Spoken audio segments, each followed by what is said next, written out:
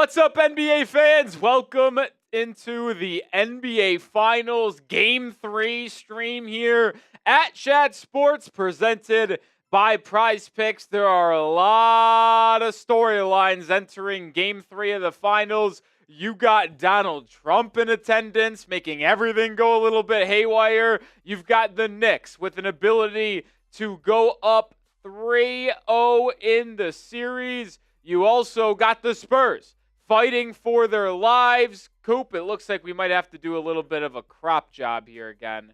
But either way, we have a lot to do in the stream. What's up, Slaying Cat? How you doing today? It's going to be fun here, man. We got a wild Game 2 that had Victor Wembanyama throwing the ball away. They had a chance at a game-winning shot, and they threw it away. Why didn't Mitch Johnson call timeout? I don't know. Why did Stephon Castle turn his head? I don't know. Why did Victor Wembanyama pass the ball? I don't know. I mean, there's a lot of I don't know. But the Spurs, it's not over yet for the young Spurs. They're going to have a chance to ultimately get back into the series with a win today. Can they do it? They're going to have to win 2 on the road. I mean, I have a hard time envisioning this team coming back from down 3-1, but hey, you never know. You never know. We had 25 people in the building here early for this game. Shout out your city for me down in the comments section. Let me know where you're watching from. Mike's right here. Cool. Let me know where you're watching from. And I think the remote's gone from the studio too. We got York, Pennsylvania from Xavier. We got Slaying Cat in Tampa. Sneaky in Houston. NY in Philadelphia. Marcos in Webb City, Missouri. North Philadelphia for Eagle. Josh Lucky watching from Miami. We'll be hanging out all game long, breaking down the action from Game 3 of the NBA Finals. Time in Ohio. Still got about probably, 25 minutes from tip-off here. I mean, you know how long they wait to actually get things rocking and rolling in these games, especially on ABC/ESPN. The Knicks are favorites in this one by 1.5. There we go. I think I got it now. I don't know why it took so long to turn on. It might not turn on. I don't know. TV not turning on in the studio. Might just have to hit the button. This remote might not work it. It says it's clicking it. Oh, there we go. Finally. Finally worked. Took a long time. We got multiple people in York, Pennsylvania. How about that? Is that predominantly Knicks fans? York, Pennsylvania? Or would it be Sixers fans? What side of the aisle are you guys on? Are you guys on the 76ers aisle or the Knicks aisle? What do you mean? Bring it back. Knicks wearing their home whites. That's probably they're going to win because they're wearing their home white uniforms. And that is what teams should do if they are at home. By the way, I don't think enough people have talked about how bad Jalen Brunson has been in this series. He just hit a couple big shots in the fourth quarter. Game 1, obviously very important, and they're winning. But outside of that, he's been awful. He has been awful for 7 of 8 quarters in this series. No, he's actually been bad, and he just gets a pass because of how good he's been down the stretch.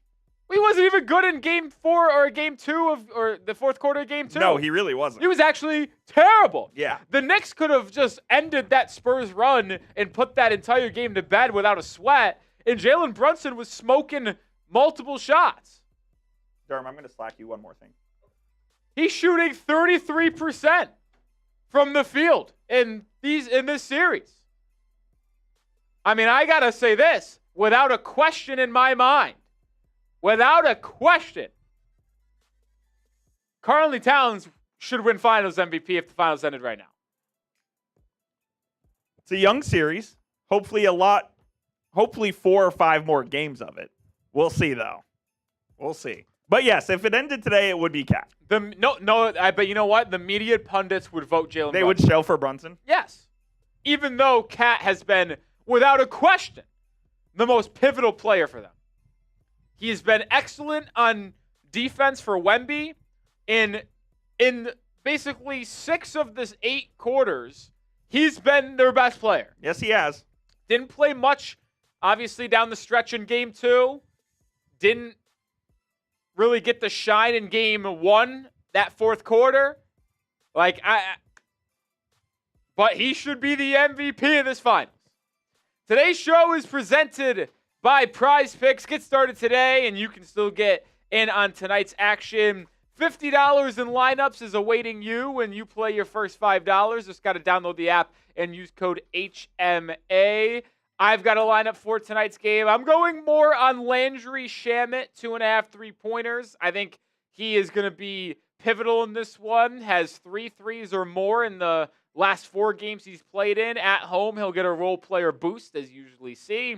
More on Josh Hart, 4.5 assists, and more on Victor Wembanyama, 27 points. That's my 3-player lineup for tonight's game. Join me on Prize Picks. Get $50 instantly in lineups when you play your first $5. Just use code HMA when signing up. That is code HMA to get $50 in lineups when you play your first $5 lineup. Welcome in, Producer Coop, as we got 16 minutes to go until we tip this one off in New York. Who you got, Knicks or Spurs?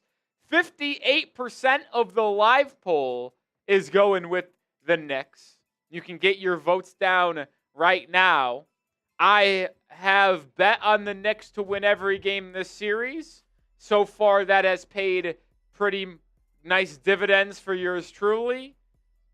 I will say something, like, everything tells me the Knicks are going to win, but then there's a little bit of a vibe feeling that the Spurs might win.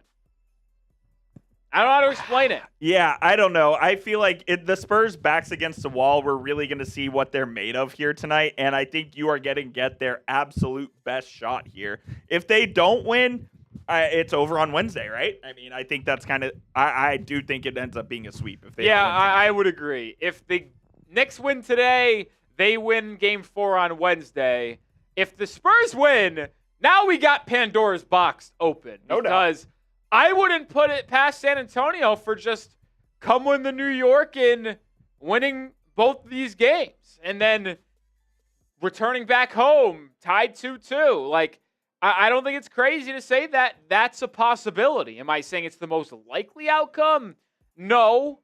I do think the Knicks win tonight, but I do find it a bit odd that Vegas, the sports books, only have this as a 1.5-point favorite in favor of New York. You would think after winning 2 straight games on the road and going back home, it would be minimum 4.5-point spread. And the boys in the desert are usually pretty in tune with what's going on as well. So I kind of lean Spurs in this one. I think they're going to get back in the series. I think you're going to see, like I said, their best shot here tonight. There's just a lot of weird things, I think, kind of going against the Knicks. Like, the whole vibe around the city is just off with, obviously, Trump attending and them not being able to do, like, all the watch parties around Madison Square Garden, the heightened securities, and all of the extra measures that is being having to take there.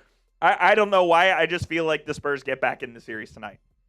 Listen, I hope you're right. I'm not trying to sit up here and watch a blowout in a finals matchup that projected to be pretty good be really much of a blowout here. Like, that's pretty disappointing if you're asking me. So I'm hoping for a good series. Now, I guess we're going to have to hope that the Spurs get a win tonight if we want a good series. But Wembanyama, GOAT kind of label from people out there. Can he get a win? Listen, we've seen a lot of young star players struggle in their first finals appearance. LeBron got dog-walked in his first finals. Yes, he did. Shaq got dog-walked in his first finals with the Magic.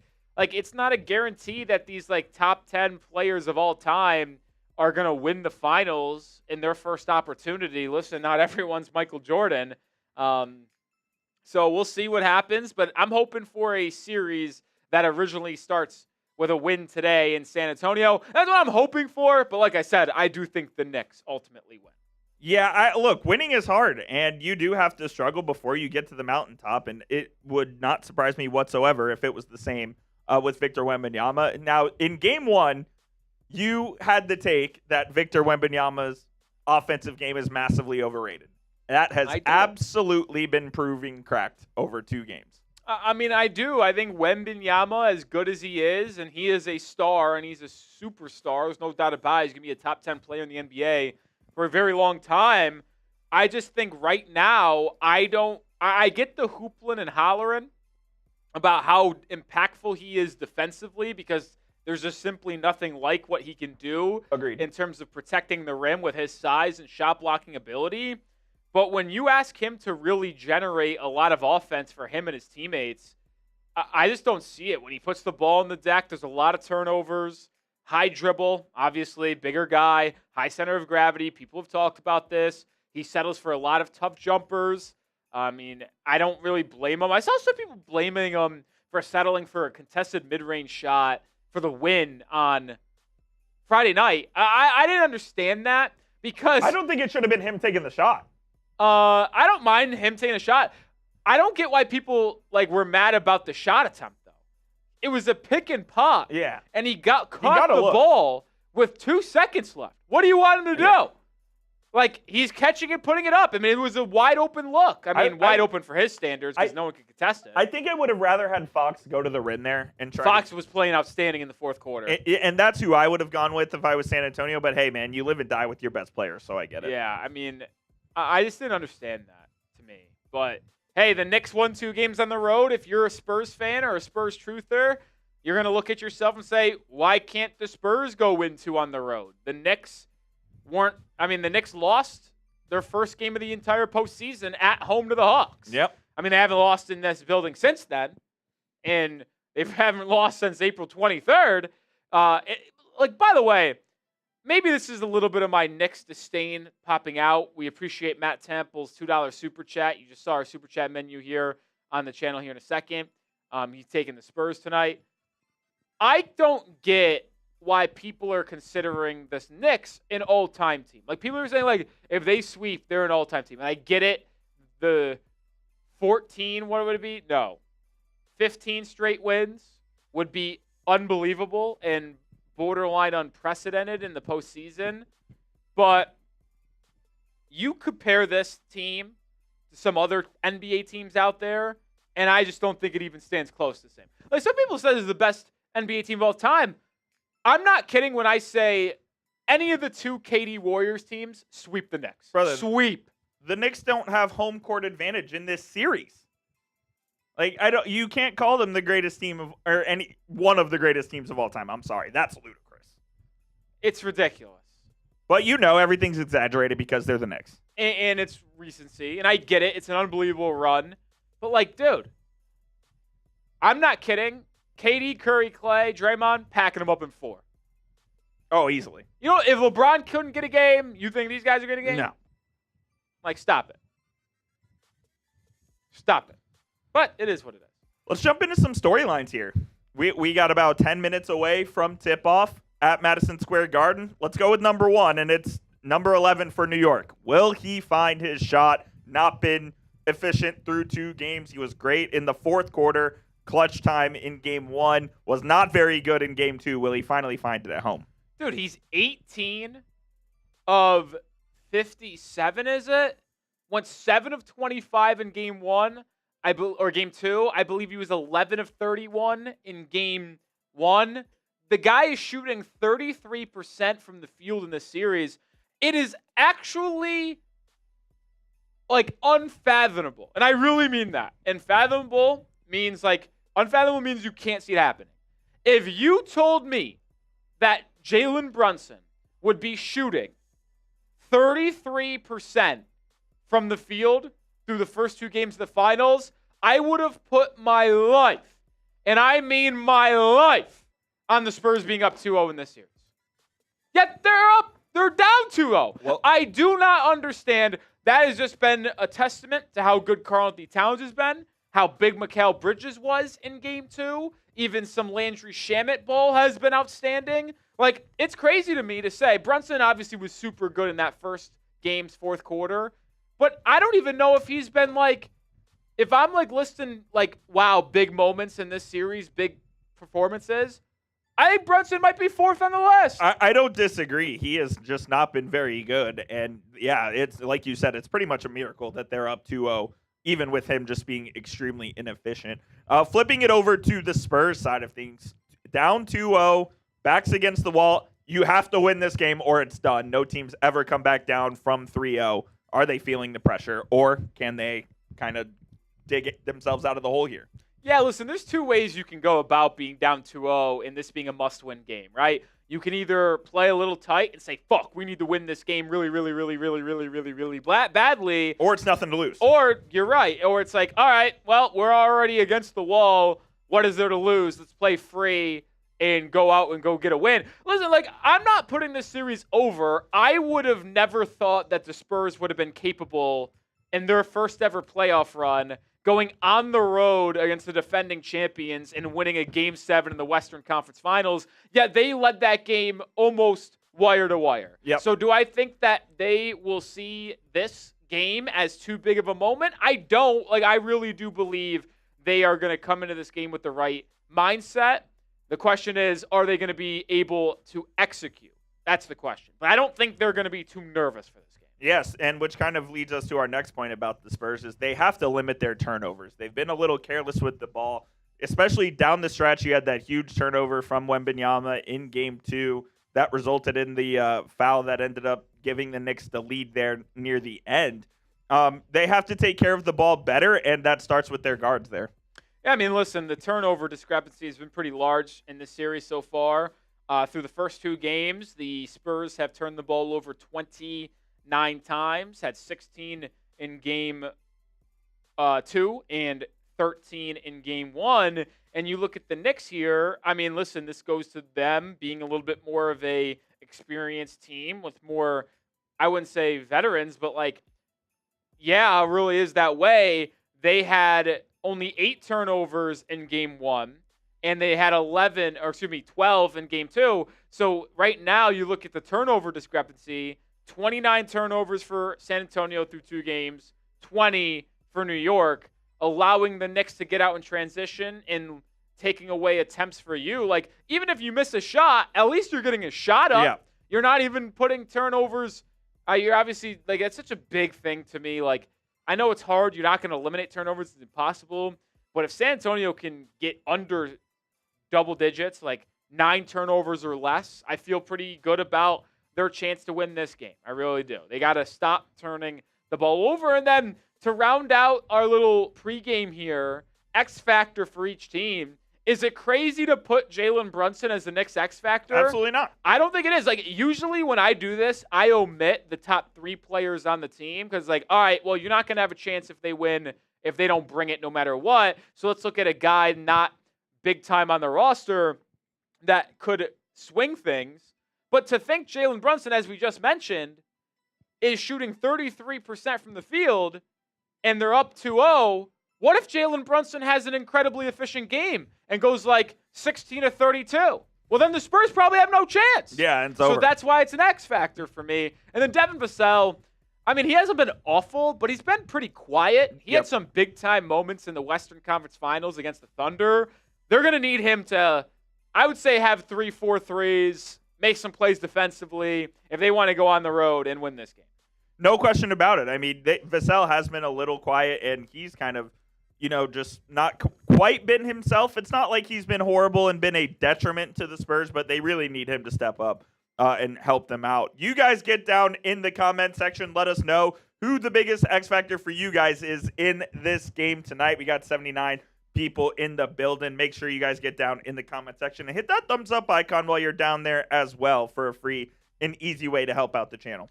Yeah, hit that thumbs up icon. Let's get to 50 likes before we tip off here. We are doing the national anthem right now, and then we'll announce starting lineups and get underway in Game 3 of the NBA Finals. First game of the Finals in the city of New York since 1999. How about that? We haven't seen Brooklyn. We haven't seen the Knicks in the Finals since then. It's unreal, man. Yeah, it is unreal. You did have the New Jersey Nets across the pond in 01 and 02, but Oh, yeah.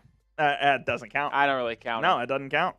They were in a different state. spot, different state. That doesn't count. I did omit them in my mind, but I knew Brooklyn has never had a final. So. I mean, have they even made the conference finals as Brooklyn Nets? I don't think so. They got to the second round with Jason Kidd once. Well, the KD too. Was that? I can't remember if that was that series against the Bucks, where it was like the infamous KD on the line. Was that the second round or the finals? I think that was second round as well. Who did the Bucks beat in the conference finals that year? Let's go look. Oh, it was the Hawks, right? That was 2021. Yes, that was the Hawks. Yep. Yeah, I actually do feel bad. I like for KD because everyone says he couldn't do it on his own, and listen, he's come up short a ton when he wasn't with Steph Curry. Conscious in that Dude, series. if sports are a game of inches, no matter what the sport is.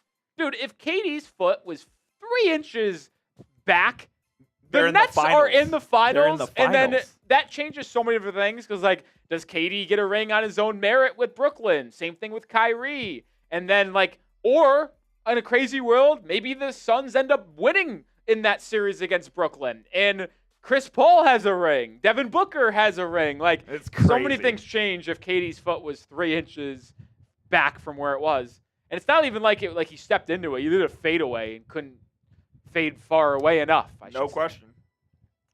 Matthew says I was 9 in 1999. How old were you guys in 1999? I'll turn that over to Coop because I was not born. I am 25. I was born in 2000. So I was not conceived at that moment. I was 3 years old in 1999, the year the Stars won the Stanley Cup. Still waiting. Yeah. Crazy. Get you on screen in just a moment. Matthew, we got Wasim Khan coming in here as well. What's up, Wasim? How you doing, brother? Says, sup, Rolly and Coop. Knicks, I hate New York. I'm with you. I despise them with a burning passion. But, hey, got to give credit. They played pretty well here. I actually was tossing and turning with this. Someone asked me, would you trade the Knicks getting a ring for the Heat landing Giannis? Ooh, that's great. And I think I lean yes, but it is very tough. And I usually would say no, but the reason why I say yes is because I'm just so over the Heat being stuck in the middle. No doubt. In the play-in to where, like, just give me something to cheer about. Even if I have to watch the team I hate most and people I can't stand seeing have success when it comes to the sports world. We cannot show the actual game. That is copyright. We just got the Spurs starting lineup announced. Obviously rocking De'Aaron Fox, Stephon Castle, Devin Vassell, Victor Wembanyama, and Julian Champagnie. Now they're announcing the Knicks starting lineup. But if you're excited for the game tonight, spam those me's down in the comments section. Let's give some shout-outs to the real ones who are fired up for the game. Hello, bro. Type in those me's. Get them down in the comments. Tyman, AC, Wasim.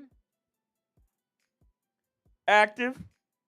Let's go, baby. We got 117 people in the building. Kane Angel says, I don't know. That's referring to the Giannis Knicks. Yes. He's a Heat fan. Olympia, me, Jeff Bartlett. Our guy, Jeff. Me. Kane Angel says, I'm not fired up. Listen.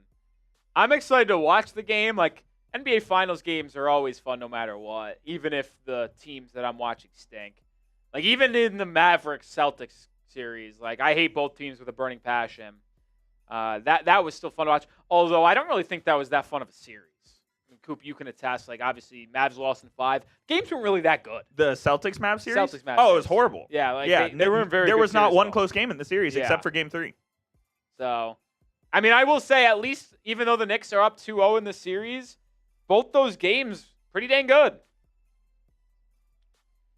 Pretty dang good. Obviously, Game 2 was crazy close late, and Game 1 was really good the entire way. The scoreboard indicating a 10-point win for New York doesn't tell the story of that one. I just put De'Aaron Fox and Jalen Brunson to score in the first 3 minutes. Just submitted a lineup because I got a payout boost via Prize Picks, 25%. Yeah, they do that every game, every day, or at least every basketball game. This is my Prize Picks lineup today. How about this? I get bonus to win $62. I don't know why there's $2 signs. I think that's just the coding thing. Okay. But yeah, I have a bonus lineup. So if you played Flex Friday, they brought OG Flex Friday back. If you lost, you would be able to get a bonus lineup up to $25. And then there was another thing on Flex Friday. I forget the exact details, but they said if it wins or loses, I don't remember whatsoever, you'll get another bonus lineup. So I have 2 bonus lineups. I have a $10 bonus lineup, and I have a $25 bonus lineup, or $15 bonus lineup, excuse me. My $10 bonus lineup is as follows. More on Josh Hart, 4.5 assists. More on Landry Shamet, 2.5 3-pointers. And more on Victor Wembanyama, 27 points. My $15 bonus lineup, I'll use on Game 4 Wednesday. Let's go. Because this one expired at the end of today, and then the other one expires next weekend. So I'm chilling. I got 2 bonus lineups for the 2 games this week. I'm with it. That's hard. I'm with it, man. So hopefully I get a Prize Picks lineup to cash today. I copied your picks via the social feeds feature for this one. Did you? I did. So you better be right. So you're eyeing today? Yep. I really like Shamet and Hart. You like the Hart one? Love the Hart. Okay. That was the one I was most nervous about, to be honest. No, I'm most nervous about Wembanyama, although I do think he plays pretty well. I love the Shamet one, and it's a demon as well. Yeah, I mean, it's a misleading demon because he doesn't have a true more or less or projection. It's either 1.5 goblin or 2.5 demon. And it sounds like the projection would just be 2 anyway. But they just didn't have a projection where it could push potentially. Spurs wearing their all black unis. You got the stars out. This might be the most star-studded NBA game in history. Dude, Ben Stiller couldn't get a ticket. He's there, though. He said he couldn't get a floor ticket. He's there. They showed They just showed him? They showed him he's there. Like, Eli Manning's there. Derek Jeter's there. I mean, the president's there. You got Ben Stiller, Timothée Chalamet. Will they show the president on television? That's a great question. That is a great question. Hit that like button if you haven't already. We're only at 30 likes. Let's get to 50. My bosses aren't too happy that that's our like number as this game's tipping off. But with that being said, let's get tipped off between New York and San Antonio. Must-win game for the Spurs. Knicks looking to put the nail in the coffin, if you will, going up 3-0 in the series. Appreciate the $5 super chat from Matt Temple. Tip is won by San Antonio. They will start with the ball and get it in the fourth quarter. Stephon Castle over to Wembanyama. Wemby obviously missed that game-winning attempt on Friday, as well as turning the ball over late. Stephon Castle finds De'Aaron Fox, open corner 3, too strong, and the rebound falls to Josh Hart. Brunson driving the other way, inside, fadeaway, left it short. 0 for 1. So you've got both your guys to take a shot, and they both couldn't hit. Unreal. Tough draw there. Castle working the pick and roll with Wemby. Castle almost traveled with it. Resets out to Champagny. 8 on the shot clock. Fox driving on Hart. Gets inside. Spin. Fade away. His little 8-footer rattles in and out. So both teams scoreless after the opening minute.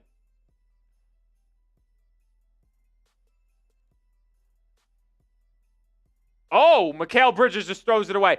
I don't know if this is a strategy shift, but Jalen Brunson not being defended by Castle, instead De'Aaron Fox. Yeah, that's interesting. We'll have to see if that continues. Castle attacking Karl-Anthony Towns inside, kicking it out to Fox. Fox, drive, floater. No, it's a lob to Wembanyama, and the Spurs strike first in Game 3. I think Wemby just banged me. That was going in. That was not a shot. It was going in. It was 8 feet left of the hoop. Hart driving, throwing it away. So Knicks a little uneven. Now, can I actually argue here? I'm not going to make it, But I'll throw out the idea that the Knicks actually have more pressure on them tonight than the Spurs. Oh, because this is the biggest game. This is the biggest game in Madison Square Garden history. Yeah. And there's a lot of pressure on the Knicks to deliver at home in this type of environment. Without a question, there is. Oh. Wembanyama with a poster dunk over OG Anunoby. And then Jalen Brunson almost turns it over. Josh Hart now finds OG. Back to Josh Hart. Wow, frenetic sequence. Results in Bridges in the corner.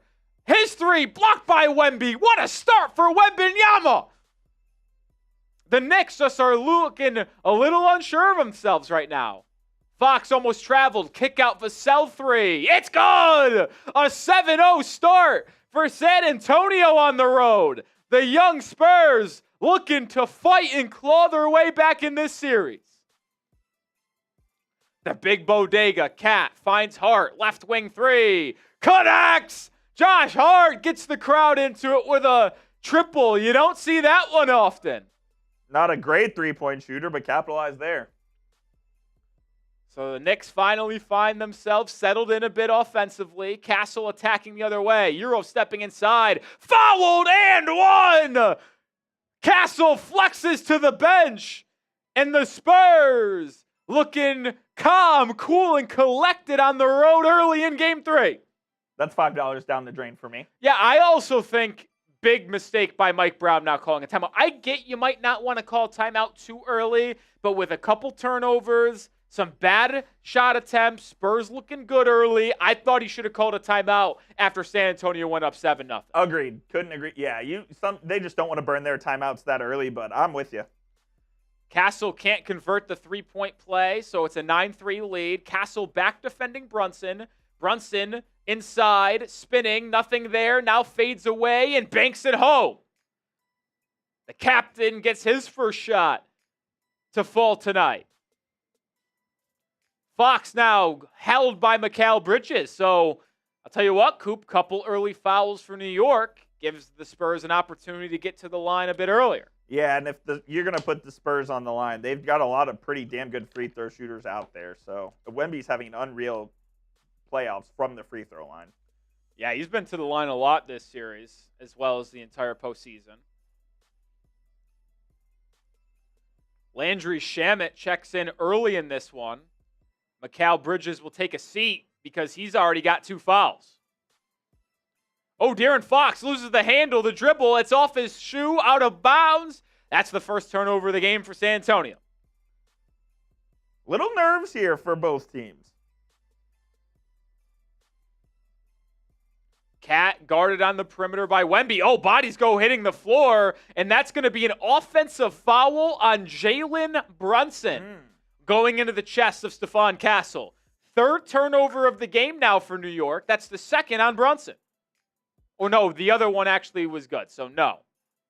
Well, that's a little bit of an acting job by Stephon Castle. A lot of directors, a lot of actors in the building, maybe vying for a role in the future. Wembanyama gets it inside and lays it up and in. That's 6 early points for Victor Wembanyama, utilizing that size inside for really the first time consistently in this series. Spurs have made their last 5 shots. Brunson fouled on the drive by Champagnie, side out.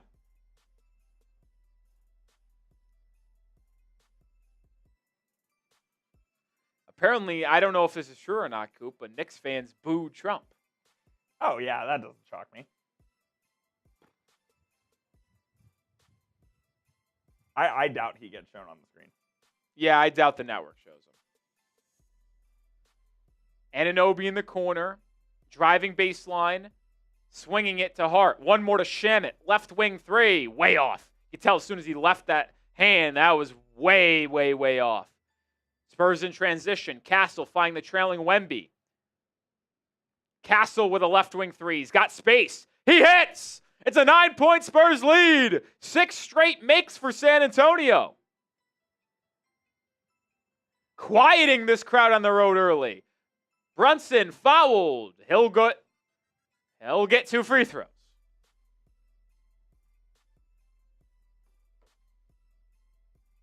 Tell you what, if you're a Spurs fan, this is quite the start. San Antonio has gotten off to decent starts in each of the first 2 games. but have failed to hold on through 4 quarters. Knicks, an excellent second-half team, and the same remains here, even on the road. Can this be the game where San Antonio holds on? Brunson makes the free throw. He's got 3 points now.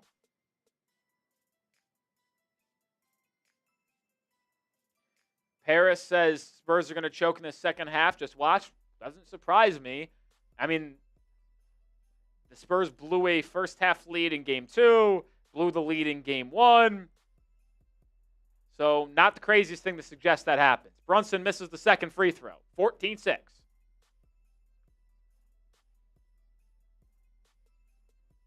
Castle, P&R, gets hard on his back, rises at the free throw line, and rattles it home. That's 7 points for Stephon Castle and a 10-point lead. Dylan Harper checks in. The Spurs have made 7 straight shots. So much for being rattled on the road in a game that they've got to win in a hostile environment. Hart made a 3 early, has another. Josh Hart with a pair of 3s here in the opening. Wembanyama Euro stepping inside, hanging, finishing, and one. I tell you what, Coop, this is the best Victor Wembanyama has looked, period, in these finals. No question about it. He's being assertive. He's playing free. He's getting to his spots in the lane, and once he gets down there, he can just use his height advantage. He gets fouled there by OG on the drive. He's going. That's a good physical drive. Yes, it is. It's what he needs to do more. Didn't play often. out of control like that. That is what I've been waiting to see Wembanyama really go off here. I mean, that's big-time stuff from your big-time player on the road. He's got 9 points. It's Wemby versus, it's Wemby and Castle have combined for 16 of the 19 points. I mean, the Spurs missed their first 2 shots, Coop, in the first minute of the game. They haven't missed since. They made their last 8. Keldon Johnson in for the first time tonight. Almost turned over. Brunson just throws it away. Dylan Harper knocks it out of bounds, but it looks like it will stay with New York as we head to our first timeout of the game. The Stars are out in New York, but it's been all San Antonio early. I'll tell you what, Coop. I feel pretty good about my Prize Pick start with at least one player, that being Victor Wembanyama. I mean, you look at my lineup here, Coop. I said coming into the game, my most nervous projection was Wemby more on 27 points. Well, he's on pace for damn near 50. Unreal. Great start. He's off to a tantalizing start. Hart doesn't have an assist yet. Not worried there. Shamet doesn't have a 3. Not worried there. Now, it would have been nice because Shamet missed a 3, and it was off a dish from Hart. Would have been nice to get a double dip action there, but we'll keep an eye on this lineup the entire night. If you want to take lineups like this, join me. Download the Prize Picks app today. Use code HMA to get $50 in lineups when you play your first $5 lineup. That's code HMA to get $50 in lineups when you play your first $5 lineup. Weekly specials like Flex Friday, Taco Tuesday tomorrow. There'll be max discounts thrown around at a time. Join us over on Prize Picks. Links in the live chat and description of today's stream. Wanted to bring this one back up because we didn't get to address it here. Shout out to Matt Temple with the 5. He says, as a Dallas sports fan, I've watched and remember the Mavs winning, the Rangers, and the Stars. Still waiting on the Cowboys. I also am a Dallas sports fan. I very, very vaguely remember the Stars. I was like 3 years old. It's one of my very first memories ever was my dad coming in after midnight to tell me the Stars won in a triple overtime game. And obviously I remember the Mavericks and the Rangers, but yeah, you're going to keep waiting on the Cowboys there, Matt. That ain't happening anytime soon. That one ain't happening anytime soon. Appreciate the 5 though. We do have our super chat menu here for today's show. Any super gets you on screen right here next to us. And then for $10, we'll spin the wheel. We have a couple things like shots, like beer sips, like beer bongs, that kind of stuff on there. And for $50, we'll knock down a beer bong for you as well. No super chat is required, but they are greatly appreciated. They go directly back to helping out the channel, allowing us to do watch parties like this, hang out with you guys, and watch games like the finals. Yeah, man. What a start in this one, Coop. What are your thoughts? Look, the Spurs came out and punched the Knicks right in the mouth. They were starting the game on a 7-0 run, and it feels like they are the team that was more ready for this moment than the Knicks were. And I do think that there is something to be said for this being like the Knicks having pressure in this game too. Yeah, I was going to say, do you buy stock in the idea that the Knicks have more pressure on them than San Antonio? Although the Spurs, like, if they don't win this game, they're going to lose the series because no team's ever come back from down 3-0, and that's what's staring them in the face. But I would make the argument that it is just as much pressure with the Knicks having to put on for this city and these fans that have been starving for a playoff atmosphere, let alone a finals atmosphere like this. Yeah, it's not something that I really considered, to be honest, until you brought it up. But I absolutely do think that that is certainly a factor, and it does feel like the Knicks are kind of just playing a little tight here to start this game. I mean, Victor Wembanyama has gone off to start this one. He's got 9 points. He's got an assist. He's got a rebound. He's got a block. He's a perfect 4-4 from the field. Like, he is doing everything he can to will the Spurs to win at least in the first 6 minutes of this game. Yeah, game's far from over, but that's exactly what you want to see out of the young 22-year-old star. Josh Hart to inbound, having a hard time getting it in. Now finds OG, 8 on the shot clock. Anunoby backing on Castle, turning around and getting the friendly bounce. So that's the first bucket for OG Anunoby. Out of the timeout. Knicks shooting better than 50% so far in this one. Spurs, 80%. Castle lobbing to Wemby inside. Has it on the baseline. Well, that's going to be a turnover. He stepped on it. Second turnover for San Antonio. They're on pace for more than 10, that's for sure. Yeah, I mean, that's the only knock that you could give the Spurs so far in this one is that they've had a couple turnovers that are unnecessary. Josh Hart over to Cat in the elbow. Hands it off to the curling Shamet. Shamet turns the corner, finds Anunoby in the corner for 3. He misses. Good rebound in traffic by the rookie Harper, who has just continued to impress all series long, despite the couple losses. Harper splits a double, gets inside, hangs to the left hand. What a move by Dylan Harper. Let Dylan Harper cook. He's been really good in this series so far. Brunson gets Wemby isolated at the top of the key. Pulls up for 3. Way off. Ball batted around. It's going to be Castle. Castle trying to get it to Wemby. They get it to him. He quickly one stop and is blocked inside. Someone got him before he went up with it. Anunoby the other way, spinning and dunking. What a move by OG Anunoby. The pirouette.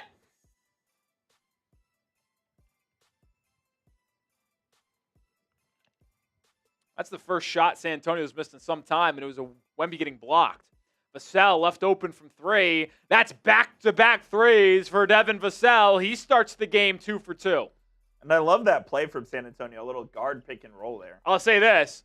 San Antonio's unconscious from the field. They are getting very easy open looks. A lot of physicality being allowed by the San Antonio defense. I mean, Keldon Johnson and Cat are basically wrestling inside. Brunson screaming at an official for getting contacted away from the ball. And a foul was finally called on Johnson. You had Spike Lee on the sideline yelling at Curtis Blair, the official, to call a foul. Spike Lee's got to relax. I've seen him a couple times get up and yell at an official. Brother, like, keep it easy. We don't need fans on the side yelling at the officials in Game 3 of the NBA Finals. Oh, you're telling me you wouldn't be yelling at the refs if you were down there? I'd be more in line with yelling at the players. Luke Cornett checks in as Wemby gets the first break of the game. Josh Hart has a couple threes in this one. Tries another. That one, no good. All 3 attempts from that left wing. Can the Spurs extend this 11-point lead? 4 minutes to go in the opening corner. Keldon Johnson attacking Brunson. Can't finish. Luke Cornett on the offensive glass. Second chance. And De'Aaron Fox drives left. Crossover. Step back. left it short again. So De'Aaron Fox, after a really nice game 2, has been pretty brutal in game 3. Hart swinging to McBride. Now Cat in the corner. Driving baseline on Cornette. Hits the floater. And got some words for Cornette.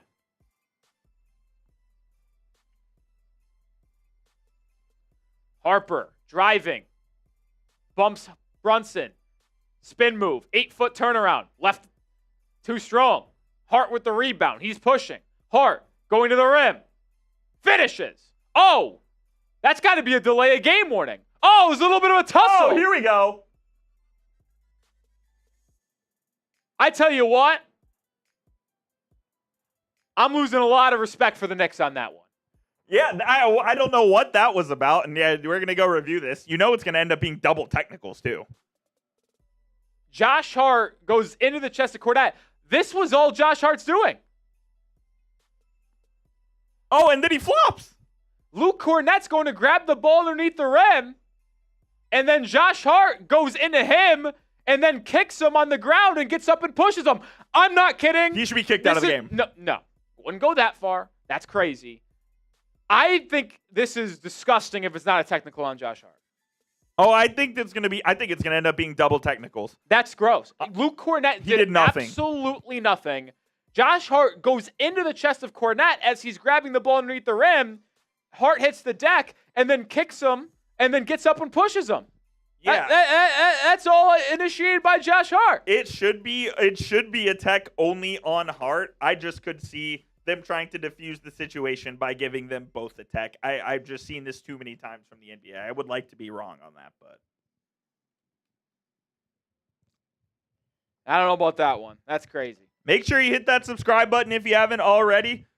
434,000 people have already joined the channel at Chat Sports. It's not just basketball. We do a lot of football content, both professional and collegiate. We'll be doing some World Cup coverage as well. So if you're a big sports fan, we are your one-stop shop for everything here. Make sure you subscribe today. Yeah, lock us in for daily sports coverage.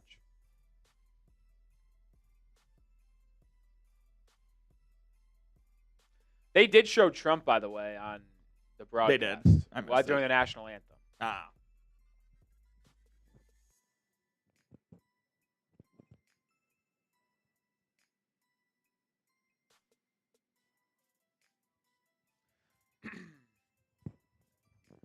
Good start for Josh Hart. He's kept the Knicks in this game. If it wasn't for him knocking down a pair of triples, this could be ugly early. Yeah, he's hit 2 threes. He just had that layup there with the little skirmish to go along with 3 boards already.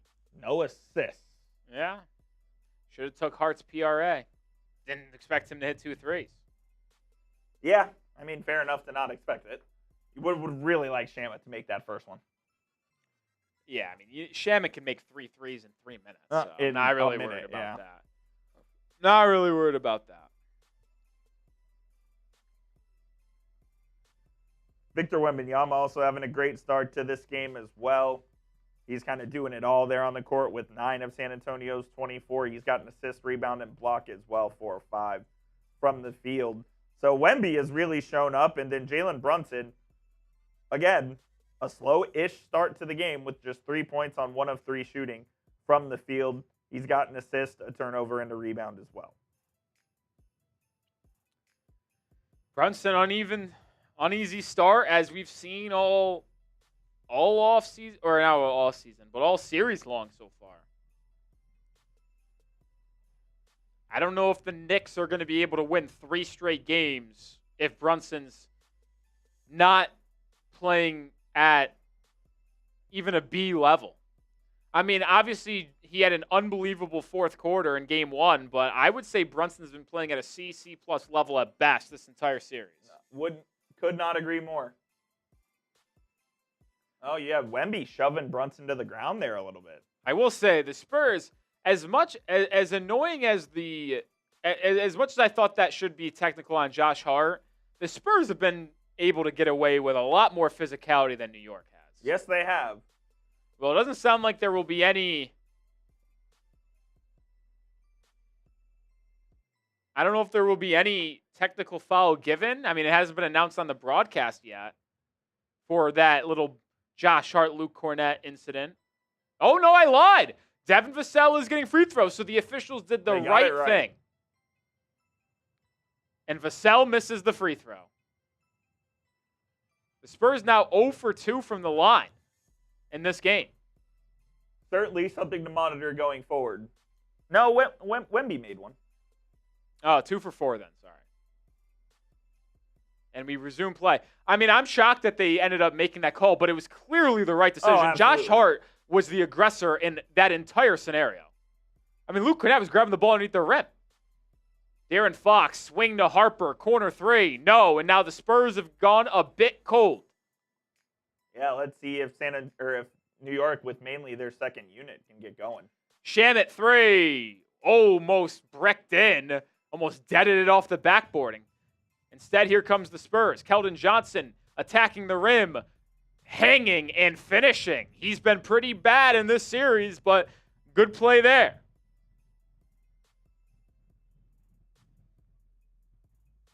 Mitchell Robinson in for the first time tonight. Brunson getting to the dotted line, but left it short, and he's now 1 of 4 from the field. Spurs looking to go back up double digits. Fox been awful tonight. Pull-up jumper at the free throw line. Finally sees one go through the net.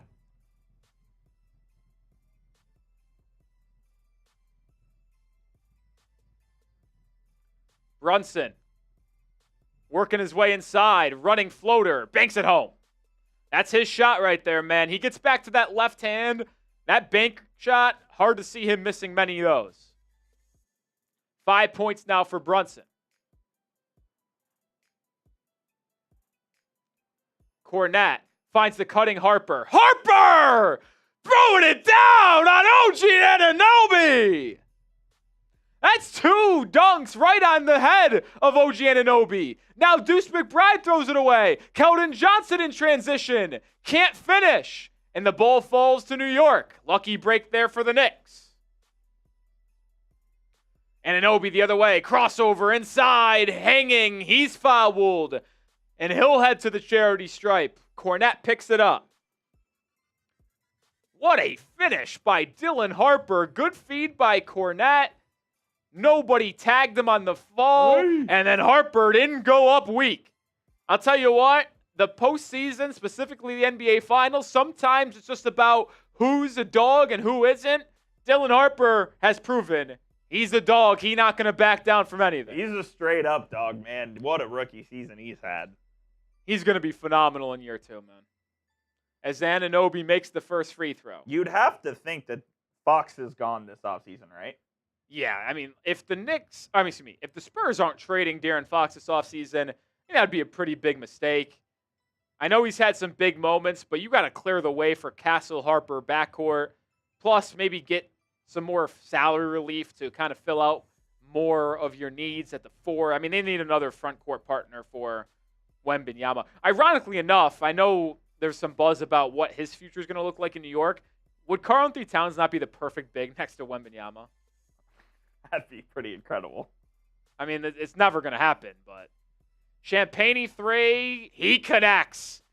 And the Spurs now have their largest lead of the game. It's 12.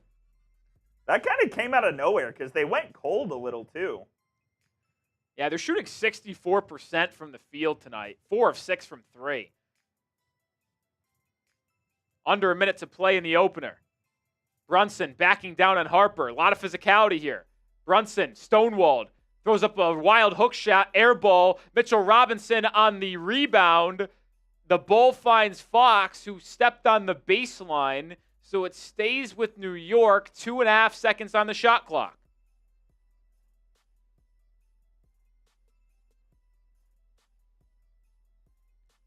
So got to get something up quick here if you're the Knicks. Brunson dumps it inside to Mitchell Robinson, and Wembanyama fouls him. So, I mean, dual-sided kind of thought here, Coop. Bad to give up a foul with under 2.5 on the shot clock. Good that it's Mitchell Robinson, the worst free throw shooter in NBA history. Yeah, 37% playoff career, the lowest in NBA history. And he's 16 of 50 in the postseason. 50. If he makes one, it's a win for the Knicks. Which is crazy to say that if you go 1 or 2 at the line, it's a win for the Knicks. Now, his wrap looks on his hand looks less significant than... I mean, I'm not really worried about his wrap. He just is that bad. See, now how is that going in? It goes in. How does that go in? Mitch makes it off 3 bounces. Now, if he makes this, it's a huge win for the Knicks. I just don't understand physics. It bounced 3 times. A line drive at the back rim, how is that going in? I got to see in physics. I don't know.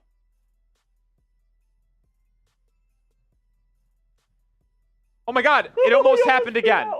Maybe he's found a strategy. Just throw it at the front of the rim, and it's either going to bounce up and in or... Crazy.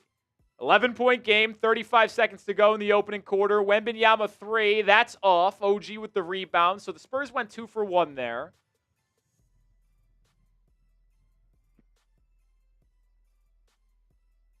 Brunson calls for a screen, gets it. Now the switch with Champagnie defending. Brunson has the entire middle of the floor to work with. Another ghost screen from Shamet. Brunson driving, step back, 10-footer, missed it again. Wemby with the rebound, and the Spurs will take a double-digit point lead entering the second quarter. 3 on the clock. Wembanyama driving on Mitchell Robinson, gets to the rim, loses it, and that's how the first 12 minutes comes to a close.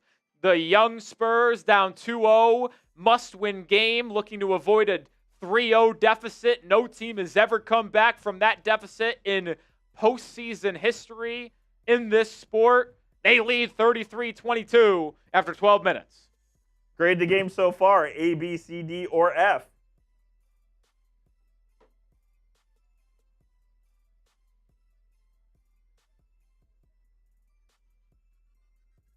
Been a pretty fun game.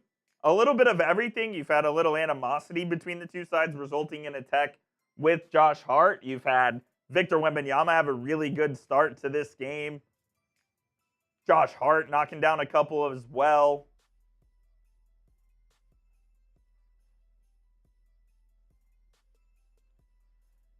Man, oh man, what a start to this one.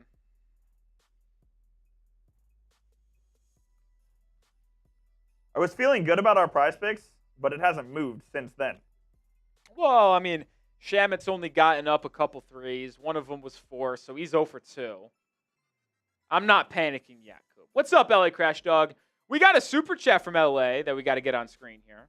But make sure you have hit that thumbs up icon if you haven't already. Got over 500 people in the building. We need to get to 66, or need to get to 100 likes. We're at 66. Help me out. Hit that thumbs up button. Let's get to 100 likes right now so we can stop talking about getting some likes. But shout out to LA Crash Dog. We lose 22 military veterans every day to suicide. SaveAWord.org for veterans and first responders struggling. Support if you can. Raiders for life. For life, for life. Appreciate you, LA Crash Dog. So, I don't think this game is anywhere close to being over. Oh, I mean, we've got 36 minutes left to play. I'm willing to bet that there's a better chance that the Knicks end up taking the lead at the half than the Spurs leading by 15 or more. What are your thoughts on that? Better chance the Knicks take the lead than the Spurs lead by 15? I think I would take the Spurs having a better chance leading by 15. Sherman says it's not accurate. Cavs came back down from 3-0 to Golden State. You're wrong. Sorry, brother. 3-1. 3-1. The most recent team to come back down 3-0 was actually in the 2023 Eastern Conference Finals when the Celtics came back from down 3-0 to even the series at 3-3 against the Heat. But then they lost by 20 at home in Game 7. Yes, they did. So no team has ever come back from a 3-0 deficit to win that series in NBA history, which is kind of crazy because it's happened in baseball, it's happened in hockey. It's not the NBA, which I do think is odd. That was the first team, or they were like even the third or fourth team to force a Game 7. Really? That doesn't surprise me. I can't remember the exact specific stat on that. To me, it's odd that it has happened in every other sport besides the NBA. Yeah, I don't know why. I mean, in baseball, the momentum just shifted so much, especially in that Sox-Yankees series. I don't remember it in hockey, but I know it has happened. Happened recently, I feel like. Yeah. I'm not a hockey guy, so I don't really know the history there. We're at 76 likes. Come on, guys. Let's get to 100. We're 23 away. I'll stop asking for likes once we get to triple digits. Help us out. We go live here for free on the channel. Been live for every finals game. We will continue to be live for every finals game. OG Anunoby inside to open up the second quarter. Kicks it out to Landry Shamet. 6 on the shot clock. Jose Alvarado now attacks inside and floats it home. So good start there.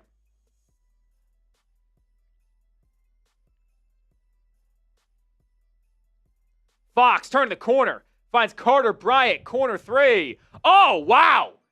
Carter Bryant, capable three-point shooter. Nothing special. Knocks it down. If you're the Knicks, I think you'll live with open threes for Carter Bryant. And if you're the Spurs, you'll take every shot that you can find going in for anyone not in your starting lineup. Alvarado just had a bucket, almost throws it away. It'll be a Shamet block 3. Carter Bryant making an impact here off the bench in game 3. He'll get, I thought he was going to launch another 3, Coop. Instead, swings it over to Wemby. And now Wemby slows it down. Wembanyama. Step back. Good defense from Cat. Champagny 3. No. That was just an excellent defensive possession from the New York Knicks. This is where Karl-Anthony Towns has been so good in the series, being the difference maker with Jalen Brunson off the bench.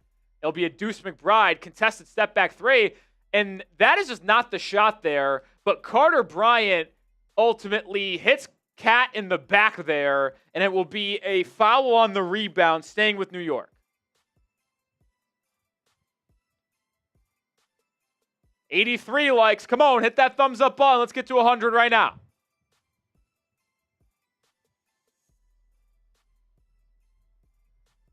What's up, Jose? Wow, rare Jordan Clarkson minutes as Deuce McBride takes a seat. Yeah, he played a little in game 1, was it? Yes, he played a little in game 1. Cat driving on Carter Bryant, kicking to OG in the corner, and he is fouled on the 3. Stephon Castle, a very aggressive defender, has made a lot of mistakes in this series following jump shooters. I mean, yeah, he just shoves them on the side there while OG rises up. You can't do that. I mean, there's just no need for that either. He's like standing in his grill. Why put your hand on his side for the easy call? Coop, I found your lookalike. There's a guy that looks exactly like you sitting in the front row. Good-looking guy. I mean, it's crazy. I don't know if you've seen this. This is insane. Just dapped up Michael Rubin. Like, crazy lookalike. Wow. I'm talking like... I'm honored. I wish it was me. It's insane. Look at this guy right here. See that guy? I mean, you can't see because he's the head with the glasses. You'll see it bottom left. As OG Anunoby makes the first 2 free throws. Close baseline? Yes. Baseline left of the score bug if they go to the side angle. You can't see the glasses. Now you see the guy with the glasses. That is the guy. He kind of does. No, but like you need to see his front. The front is crazy. 9 free throw attempts for New York compared to the Spurs 3. Yet the Spurs still lead by 9. Castle spinning inside, fouled by Shamet in the act of shooting. So free throws coming for Castle. Is that the second foul on Landry Shamet? No, that is number 1. That's number 1, yeah.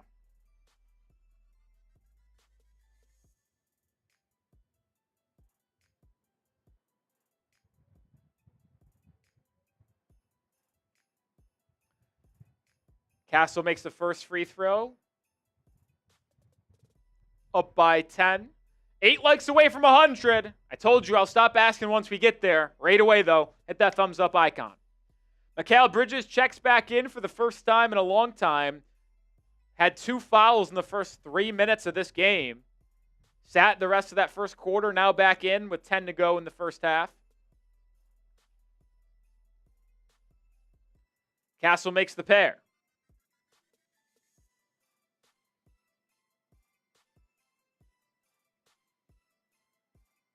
Can the Knicks tread water or even maybe cut into this deficit with Brunson on the bench? There's an 11-point game after 12 minutes. It's still at that part.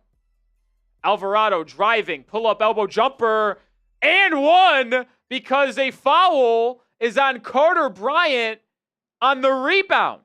That's the second foul on Carter Bryant, pushing Cat, crashing the glass. But how about Jose Alvarado? Fearless, driving, attacking on Wembanyama. Yeah, little giant killer. Wembanyama's got what? At least a foot on him? A foot and a few inches? And he puts it right over him on the floater? And now it will be a free throw for Cat. I mean, the Spurs, they're an aggressive team. We know they like to play physical. They got to tone it down a bit because they're gifting New York way too much easy opportunities at the free throw line or second chance opportunities because they're just trying to, I get you want to establish a tone and physicality, but you got to do it controlled to where you're not gifting your opponent free buckets. Stephon Castle knifing his way to the rim. He's been phenomenal tonight, Coop. Now in the double figures with 11. Yeah, he's been excellent. Hasn't missed a shot.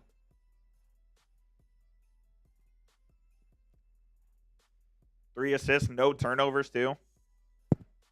Anunoby attacking Carter Bryant, kicking to Clarkson, corner 3. Cash. He makes one before Shamet. Yeah, right. That's the third 3 of the game for New York. First 3 not made by Josh Hart.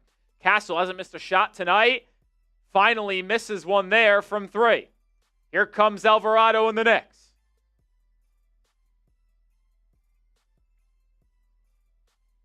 Alvarado directing traffic over to Cat. Cat top of the key. Driving on Fox. Hangs in the air and hits it. Dang. And he's got words for Fox. Knicks cut it to 5 with Brunson on the bench.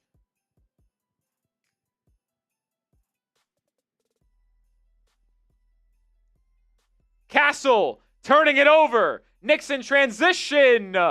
Anunoby, right wing 3. God, and MSG is going bananas. They are going nuts. 8-0 Knicks run in the last 90 seconds. Jalen Brunson on the floor. I want to say something. The Knicks have been better in this series without Jalen Brunson. They have. I looked it up. He was a -6 in game 2. Uh-oh. It was a +6 in game 1. I think it was the worst or second worst plus-minus in the starting lineup for New York. Just some thoughts. Are you going to tweet him out? Like, everybody just makes a big deal about Jalen Brunson this, Jalen Brunson that, and yeah, he's been phenomenal in the fourth quarter at times. He's been bad. They just made that run without him. He has been arguably, and they don't win game 1 without him, obviously. Correct. But we're in quarter 10 of this series. Through the other 9 quarters outside of game 1, fourth quarter, he's been one of the worst players on the Knicks roster. Seriously. And that's not opinion. That is a fact. He's been bad, man. And they just made that run with Jose Alvarado, with OG Anunoby, who's got 12 tonight, by the way, on 3 of 4 shooting. Like, once again, Brunson, 2 of 7, 5 points. Dude, he's a -11. And the Knicks are down 2. Like, I'm just saying this, man. Like, I don't have an agenda to push. It's just something that I've seen through the first 10 quarters of the series. Like, Jalen Brunson hasn't been good. And the Knicks are better with him off the floor. 2 of 7 tonight, so the shooting woes are continuing for JB. And once again, they get right back into the game, and the Garden goes berserk after that OG Anunoby 3, who we haven't even really talked about in tonight's game, but he's been sneaky good, like 12 points, 1 assist, 2 rebounds, 3 of 4 shooting, and 1 of 2 from 3. OG has been one of the better players for the Knicks here tonight. Yeah, OG's been phenomenal. Jose Alvarado has been a difference maker off the bench here. I was texted by one of our mutual friends, Mr. Roloff, who said Scottie Pippen Harper. You can guess who that is. Seeps? Yep. Scottie Pippen is what he's calling him. Goodhill says, what? No one eats if Brunson doesn't draw double teams. Then explain why the Knicks are on an 8-0 run right now when Brunson's not on the floor. Like, I don't think you're understanding. I've literally said they've been a better team when he's off the floor. Which means, how is he drawing double teams if he's off the floor? They went on that run in the second half of Game 2 with this lineup. Yep, this same lineup. I think Shamet might have been instead of Clarkson. Like, this lineup right here, Alvarado, Shamet, Bridges, Towns, and Anunoby has been unbelievable in this series. Trump on the screen again here.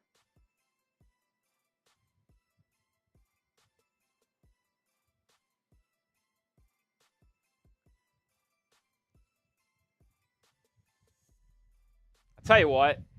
I don't know if you don't know what everyone is saying, but Cat might be talking the most shit out of anyone in this entire series. He has been yapping. And he's been pretty good in this series, too. He's backed up most of it.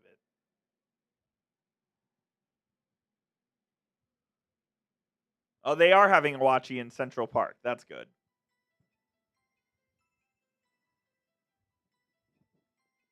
You guys have a hard time listening. Husker says, Brunson, one of the best point guards in the league. How are you going to say overrated? Did the word overrated ever come out of my mouth in that entire thing I said? I just made a statement that the facts are the facts. Statistically, the Knicks have been better with him off the floor in this series. That's all I said. And then you guys are trying to twist my words. Foul away from the ball. Cat getting a little handsy with Wembanyama.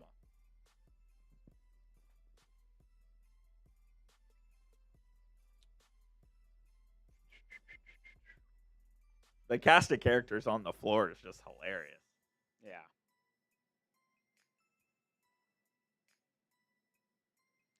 A 12-point Spurs lead down to 2.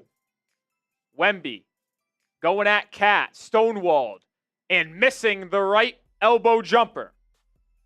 The Knicks run continues. Jose Alvarado kicking the Hart. Hart to the corner for Bridges. They swing it all the way around to Cat on the block. Cat, 10-foot jumper. The fall away, no good. Wembanyama gobbles up the rebound inside.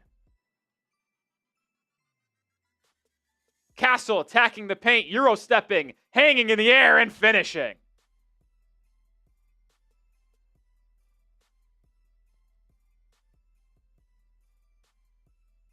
$13 points for Castle.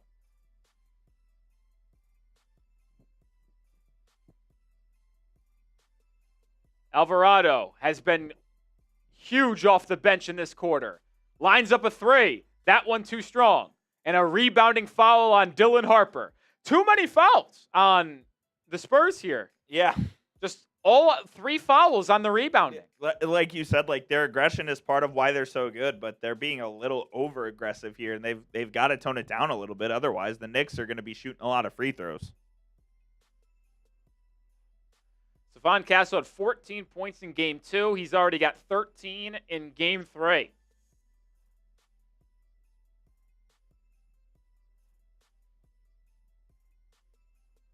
Jalen Brunson checks in.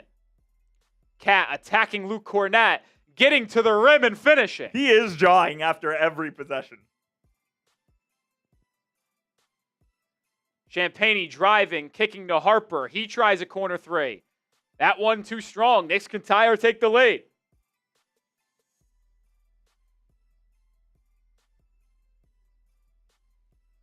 Clarkson probing. Ooh, I thought he might have stepped on that baseline. He avoided it. And Dylan Harper knocks the ball out of bounds.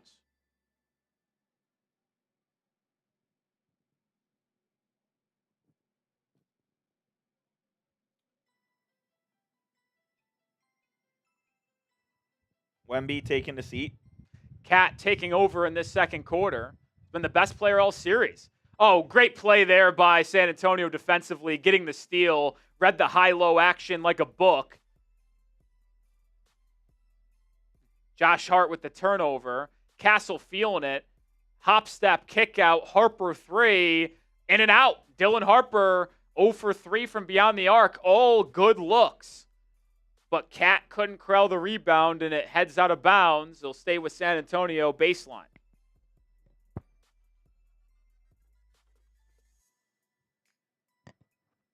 Castle getting it to the curling Vassell. Vassell stripped. But then Clarkson throws it away. Castle with the steal. Fouled and won! What a sequence! And now Castle turns the half court and jaws that Cat. I tell you what. I don't know if these two teams don't like each other. I don't know if it's just the physicality throughout the entire series. It's the finals. If it's the finals. Coop, I think you can I don't know if the finals excuse can be said. I don't know if I've ever seen in my memory two teams jaw at each other as much as this one in a final series. There has been a lot of jawing going on, that's for sure, and I love it. I mean, it's awesome. As Castle converts the three-point play, he's got 16 points. That's the second foul on Karl-Anthony Towns, one to monitor there. He subs out. Knicks go small with OG Anunoby at the 5. Brunson swooping inside. Tough finish with the right hand. Harper attacking the other way. Going up strong and finishing. He can attack that rack.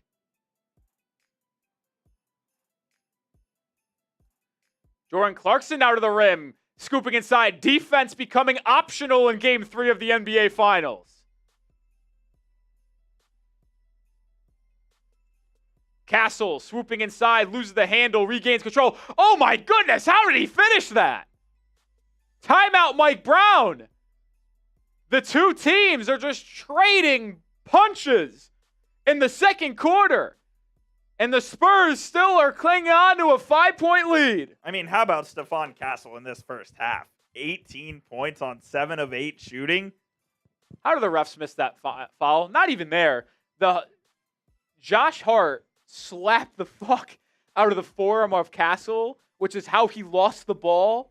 Who didn't have any hands on the ball, had to reclaim it, one-step floater. How do the refs miss that? I mean, he got crushed on the forearm. They're called the 3 blind mice for a reason. The officiating has been pretty awful in this series from start to finish, like Game 1 to Game 3. Like, there's missing fouls on each end. All right, this episode of the NBA Finals, as always, presented by Prize Picks. So many different way to play Prize Picks. You got daily, you got weekly, you got season long. You got different sports like basketball, baseball, hockey. We got the World Cup starting this week. I've got a lineup for tonight's game. Wembanyama more on 27 points. He hasn't scored in He was at 9 at the first time out. Yeah, he hasn't scored a point, I think, in 10 minutes of game action, at least. Landry Shamet has no threes, and Josh Hart doesn't have an assist, unfortunately. Well, we'll monitor my lineup the rest of the game, but you can join me and the millions of others over on Prize Picks. Download the app today. Use code HMA to get $50 in lineups when you play your first $5 lineup. That's code HMA to get $50 in lineups when you play your first $5 lineup. Appreciate Prize Picks for sponsoring today's stream. Links in the live chat and description of today's stream. Knicks shooting right at around 50%, 16 of 31.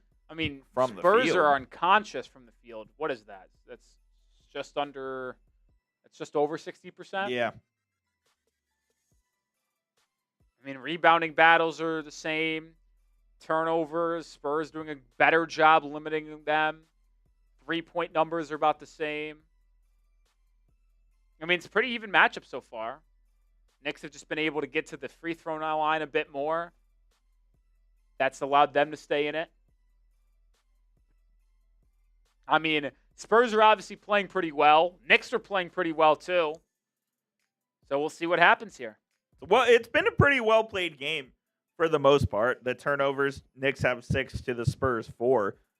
And it's been an aggressive game. It's been an intense game.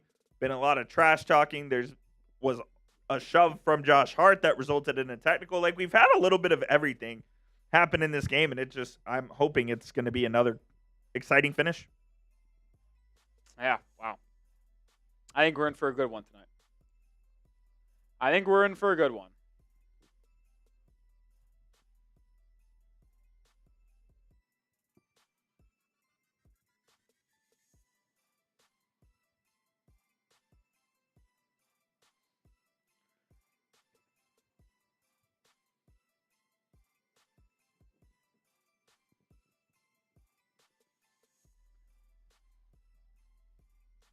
I mean, this is the physicality is insane. Tell you what, the difference in how the Knicks offense operates with Wemby on the floor compared to off the floor. Night and day. I mean, like, Wemby comes off the floor. How do the Knicks score 3 straight buckets? Getting right to the rim. The attack. Yeah. Out of the timeout, Wembanyama back in. 5 minutes to go in the first half. OG Anunoby driving inside, kicking the Hart. He attacks. Throws it to Clarkson. Clarkson to the corner for Anunoby. Anunoby, step back 3. Makes it! What a tough finish. OG Anunoby's been the best or second best player on New York tonight. Him He's and got Cat. 15. Him and Cat, man. Harper turning the corner. Blocked by Anunoby. And OG continuing to dominate this one. I'll tell you what, I do respect OG Anunoby. Silent killer, man. Doesn't talk a lot of shit. Silence. Just plays, dominates. Champagne short on the 3. Hart with the rebound. Hart pushing. Knicks with a chance to tie or take the lead. I don't think they've ever led in this game. They've not. Brunson for the lead. Good! I mean, this is the same exact script as the first 2 games. Like, nothing has changed. Not one Spurs go up double digits early, look like the better team, and the Knicks just come back and win. Wembanyama just passed up a easy free throw line jumper, gets it back, and drains a 3. Okay.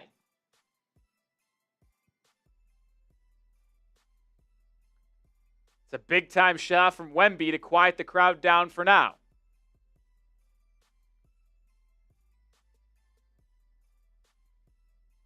Brunson gets the switch.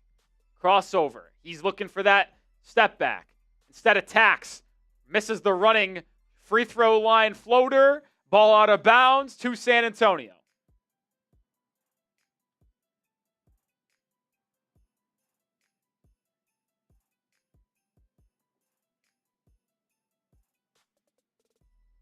Eli Manning fired up. Sitting next to Jeter.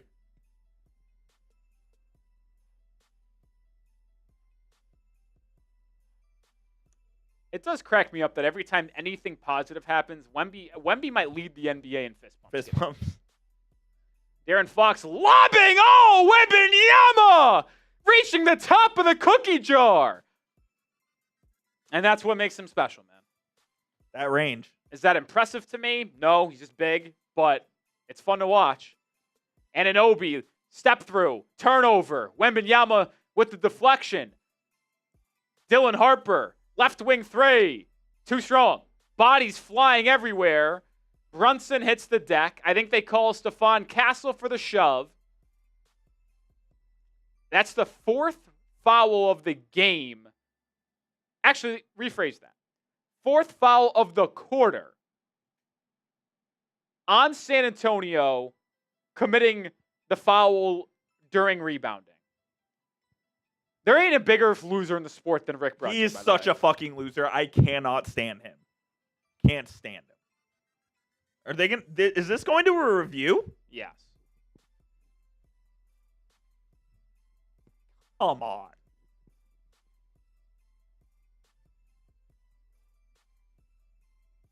It's a flop. Yes, he pushes him. It's a foul. It's a foul for sure, but Stephon Castle doesn't extend the elbow. His eyes were looking at the rim the entire time. It's a foul. It is certainly not a technical or a flagrant.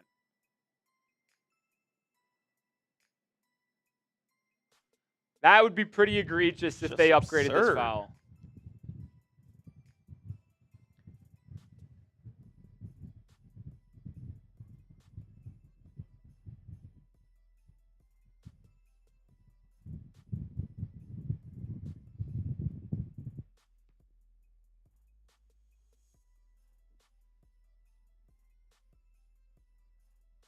Yeah. It's going to be a common foul. Common sense prevailed.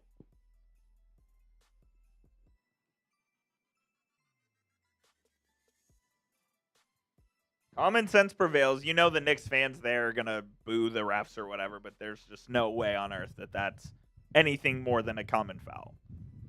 If anything, Brunson should have gotten a flopping tech.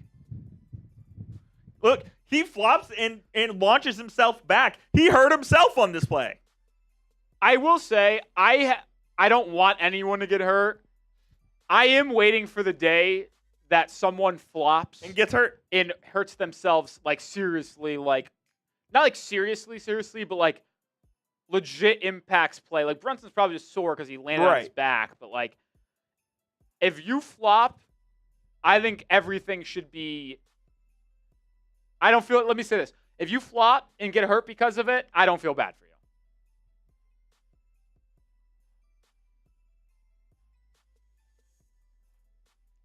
So Brunson's at the line because the Knicks are in the bonus. 3 minutes to go here in the first half. It's been a very back-and-forth even game. Knicks just took their first lead of the entire night a minute ago, but a 5-0 Spurs run put themselves back in front by 4.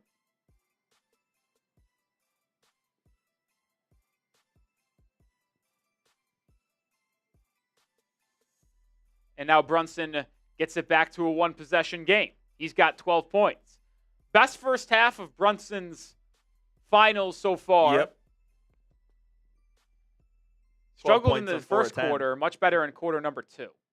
Oh, my God. Stephon Castle just throws it away. OG Anunoby the other way. Hart inside. Layup. Good, and we're tied up. I mean, I don't know if that was a bad pass by Castle or Wembanyama just being moved off the bump. 10 points for Josh Hart. He's been phenomenal tonight. Wemby gets it at the wing. Handoff Fox. Fox probing. Step back, 10-footer. It good.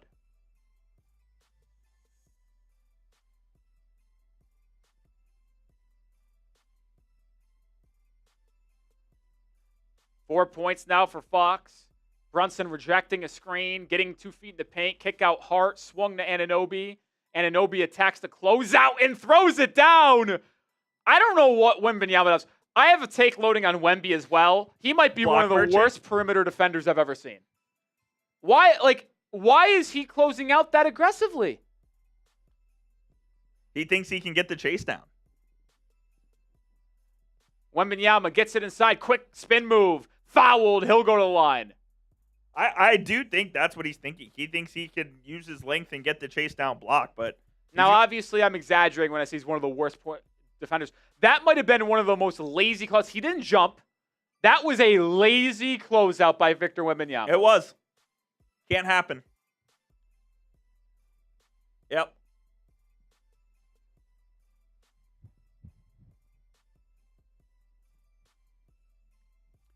Minute and a half to go in the first half. Wembanyama puts San Antonio back in front.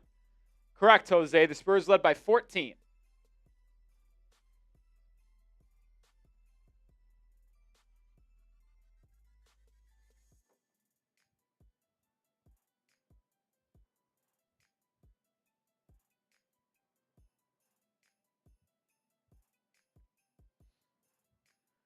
Wembanyama splits the pair, so it's only a 1-point Spurs lead.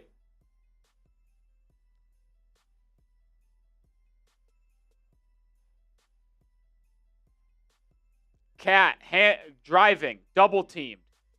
Cat swinging to Hart. Hart, one more to Brunson. Brunson with a good pump fake. Kick back to Hart. He's got 2 threes tonight. Make it 3. Josh Hart. Legacy game.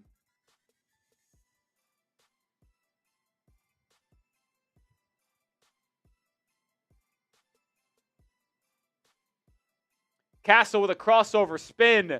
Hanging. Wild shot. Doesn't go. Knicks looking to extend their lead. Hart to Brunson. Brunson slows it down. Open man in the corner. They finally locate Anunoby. He drives baseline. It's worked around back to Brunson. His three-pointer. Good! It's a 5-point Knicks lead. MSG is rocking. It's going nuts.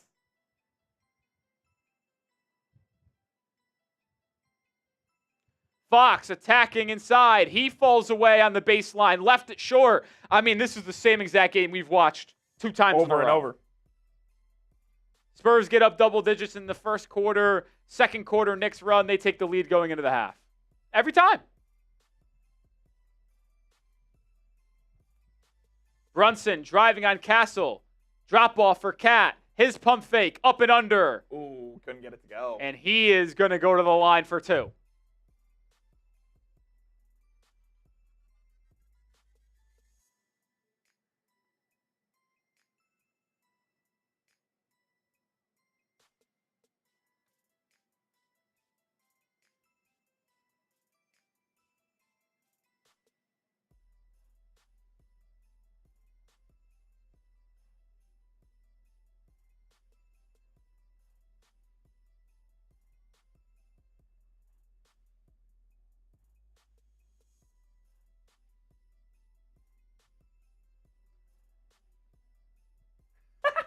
You hear they're chanting. Fuck Wemby. Fuck you, Wemby. It's awesome.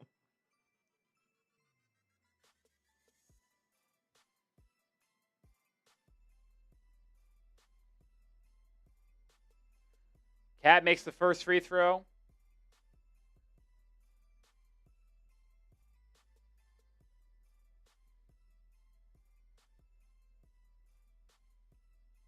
Six-point lead. Makes the second. Spurs up. What did I tell you? I can't believe you told me that there was a better chance the Spurs were up 15 at the half than the Knicks leading at the half. Watch more hoops, Coop. Let's take a look at your prize picks. Wembanyama driving inside. Turnaround jumper at the buzzer. No. 7-point Knicks lead at the half. Series is over. Oh, looky here. We just need Shaman to get hot. So you tried to say that as an indictment on me, and once again, on 2 of the 3, we are more than halfway there. It's still not going to hit. So apologize. Never. But like, you really thought there was a better chance the Spurs led by 15 at the half than the Knicks came back and took the lead. And they took the lead by 7. I did. Ridiculous. I'll ask you the same question. Is there a better chance that the Spurs lead or the Knicks are up by 20 at the end of the third? 20? Spurs leading. Knicks will not be winning by 20 points going to the fourth. They won't win this quarter again by 13? Correct. They didn't just win this quarter by 13. They won by 18. They killed them. They killed them in that quarter. There's no question about it. 42 points for the Knicks in the second quarter. This doesn't happen in the finals, man. I'm going to run to the bathroom real quick. Set this piece on loop. No, can't set it.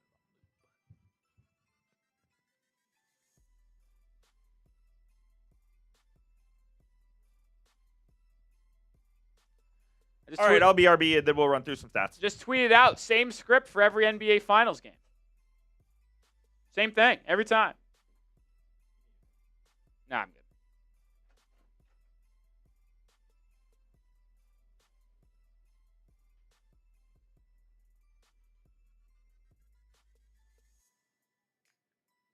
Same script.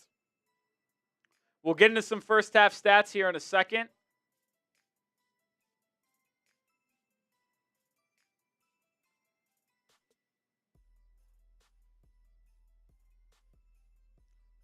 Coop's just heading to the bathroom.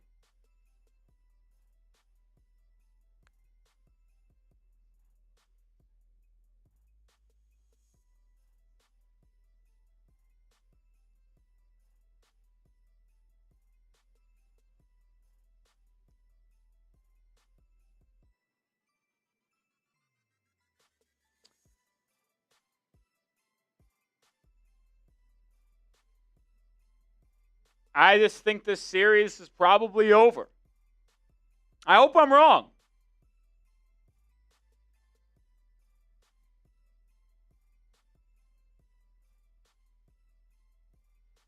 But, I mean, you've consistently seen that these Spurs, they get off to a fast start but can't hold the lead.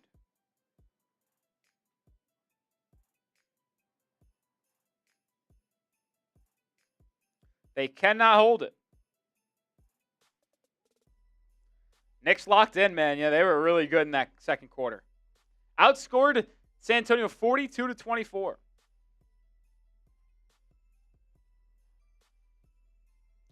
42-24.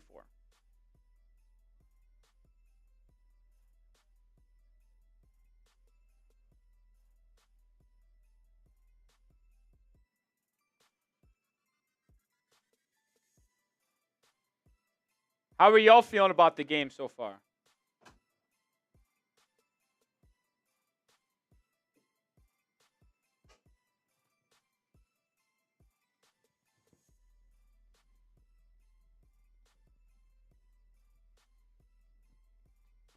Cooper's back.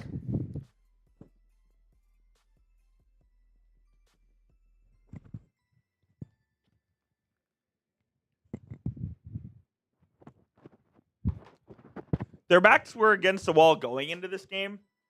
Now they're really against the wall, down 7.5. Yeah, I mean, 7-point lead really is nothing. I really do believe that. It's not.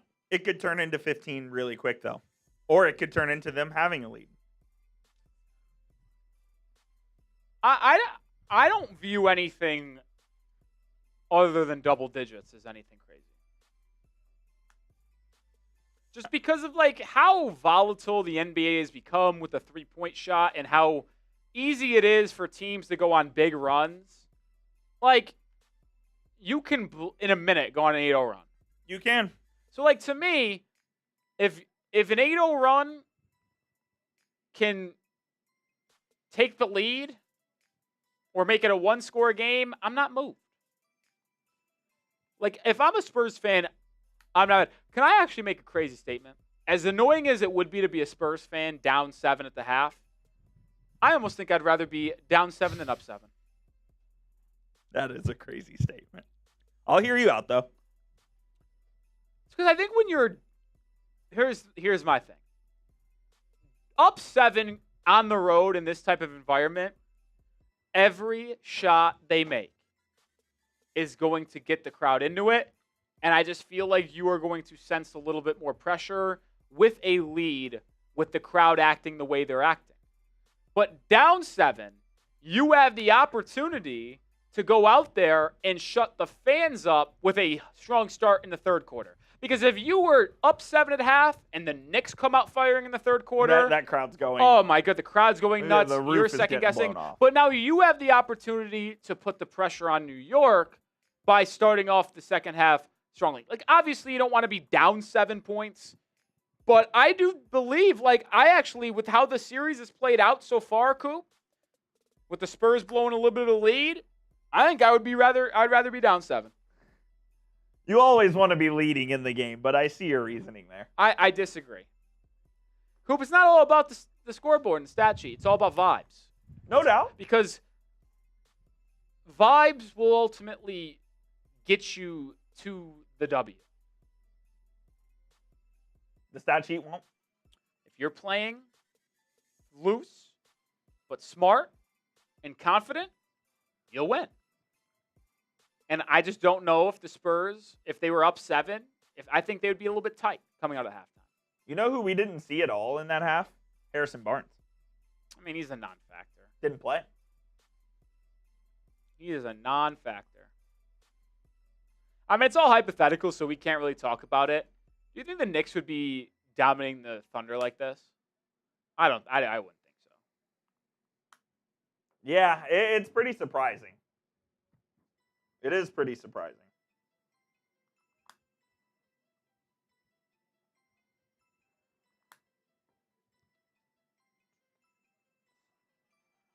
And the reason why I say that is because when your best player can't put the ball on the floor and create, I think that's an issue. And I think that's kind of getting exposed a little bit of San Antonio right now. Like, Devon Castle's playing good. Dylan Harper's been good off the bench.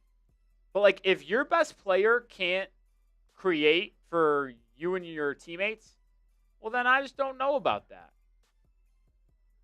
Yeah, and Wemby is, I mean, he's tried to put the ball on the floor in certain situations, and he's just not really able to do that. When Wemby puts the ball on the floor is when he gets into trouble offensively. So I would like him to keep being aggressive and getting downhill. He had a couple of times where he just got downhill and got to the rim and was able to slam it home. Like, that's what Wemby does on offense. Just uses his length, uses his size to get into the lane just faster and bigger than anybody else and go up above the rim. That's how he needs to play offensively. Yeah, wow. An 18-point turnaround in that second quarter. Down 11 to up 7. Wow, wow, wow, wow. By the way, I saw this in the pregame. Cardi B is performing at halftime. Yes, she is. I think that's a mistake. It's a large mistake. Why is Cardi B performing? I don't know. Why do we need a halftime performance in the end? I have a take. There should be no halftime performances in basketball. Regular season in two. Yeah, I don't disagree. I like some halftime entertainment, though. Like the quick change. You want to do a little game where you bring fans on the court and they do like a challenge? Sure.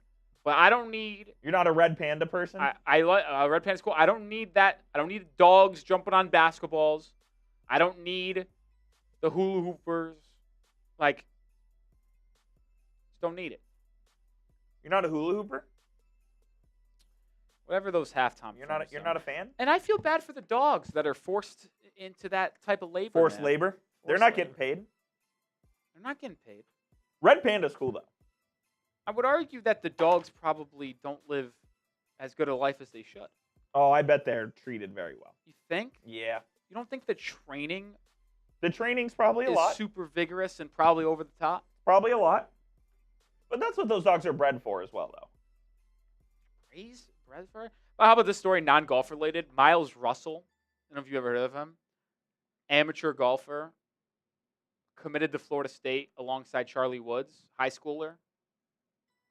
Ended up making the U.S. Open. Wow. Qualifying? Good for him. There are 3 high schoolers that qualified. That's awesome. Charlie Woods? He was actually on the bag. He was caddying. Oh, good for him. Miles That's Russell. so cool. Yeah.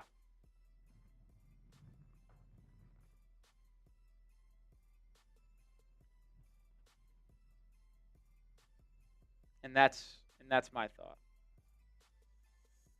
Yeah, I'll be really curious to see how both teams come out of the second half.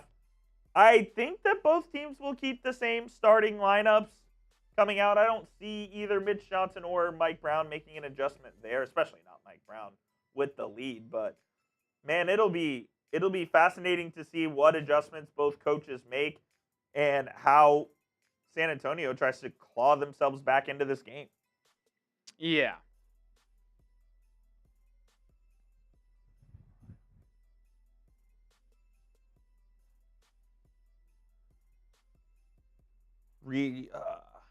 We'll ask you guys this, and I'll redo the live poll.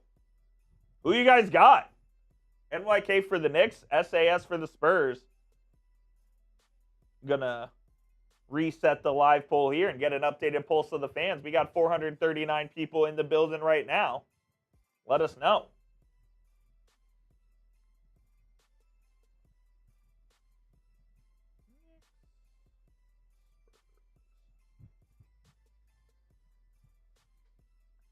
All right. Go vote in the live poll that just got posted. We need Shaman to get hot. I feel fine with this.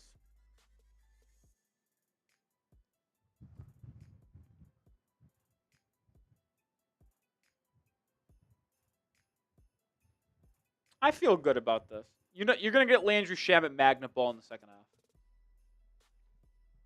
I actually don't even remember Josh Hart getting that many assists. I don't either. Like, I know he had the one to Brunson, but I don't remember the other two.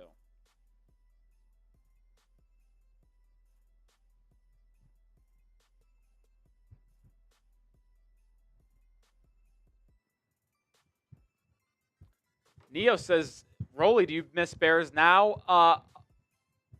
I don't want to hurt your feelings, but I'm going to say no.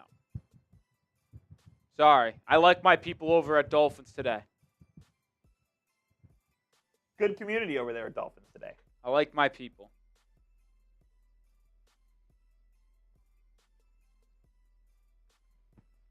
Harry does a great job.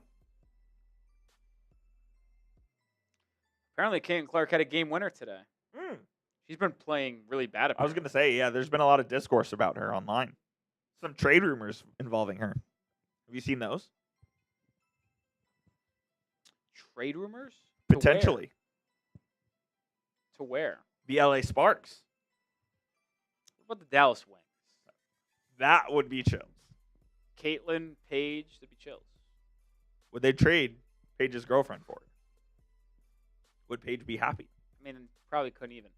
Neo, it's like, glad we traded you. You didn't need that.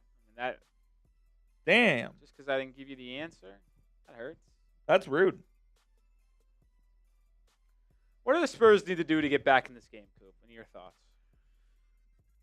I mean, it feels like they're like playing an all right game for the most part. They have to tame their aggression for sure. They were way too aggressive in that second quarter, committing just too many fouls that they probably shouldn't have.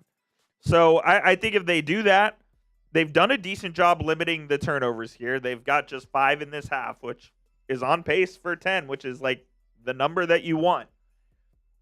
I don't know if they need to do anything in particular other than just continue to play smart and try to be aggressive getting to the line. You just have to use that aggression and channel it positively. I don't think they're playing a bad game, so I don't know if there's anything in particular that they have to improve.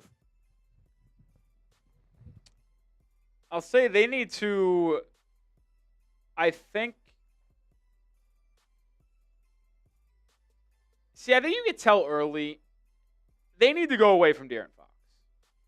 Like, they need to do more Castle, Harper, Vassell, Wemby, Champagne. Because Fox 2 of 6 from the field, Harper's 3 of 9. But when he attacks the rim, good things happen. And they just need more of that. They just need more of that. Castle's been attacking the rim. He's been phenomenal tonight. Although he does get baited into some really dumb fouls. That's what I'm saying. Like, it feels like the Knicks have kind of drawn the Spurs right into the way that they want to play this game. And Castle's a hothead, man. It's sort of why the Knicks were able to have such a dominant second quarter.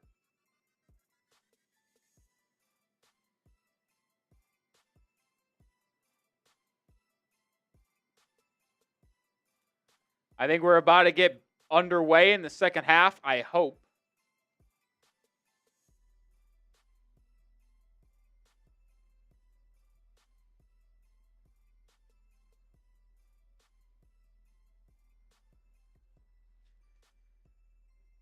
Predictions, Knicks or Spurs, Coop?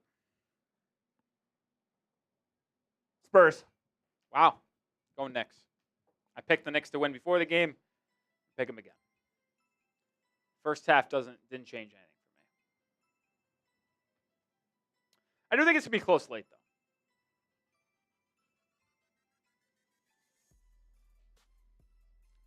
I do think it's going to be close.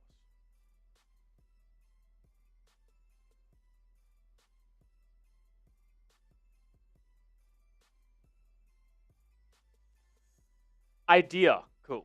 I'm listening. For games like this where ticket prices are so expensive, I think everybody should have to pay the same amount of ticket price. Random assigned seating. Ben Stiller sitting in the upper deck. Is Timothy Chalamet still going to every game if he has to sit in the upper deck? I think he would. He's diehard. Let me see who the real diehard celebrities are. Well, the opening possession of the half is a Knicks turnover. Brunson got ripped, and then it hit OG Anunoby's foot and went out of bounds. So that's a good start for San Antonio defensively.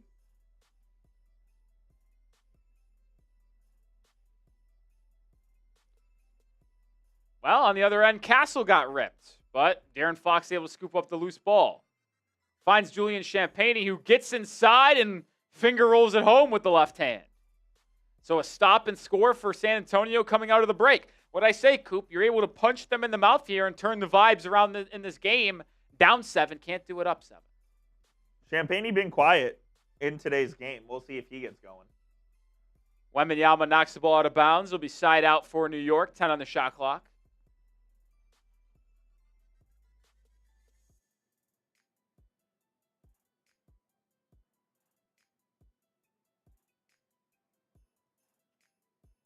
Cat throws it away, so that's back-to-back turnovers to start the second half for New York.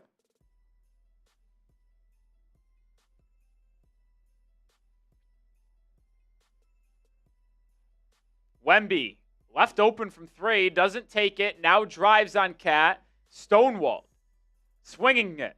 Champagnie 3. Oh! Julian Champagnie with a 3 and the foul.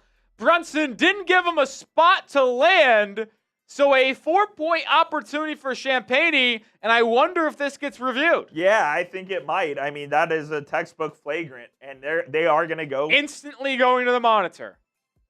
Mark Davis is going to Secaucus. That was a great feed by Wemby. Just once again, though, stonewalled off the bench. I don't know if I would call this one a flagrant. Certainly a foul. I don't think a flagrant. Yeah, I don't know unless there's like automatic criteria for being in the landing spot.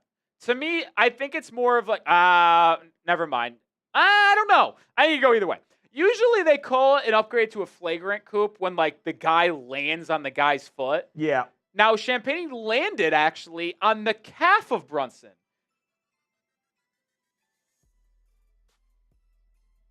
It Flagrant is foul. going to be a flagrant one on Brunson. To me, so I think it's just...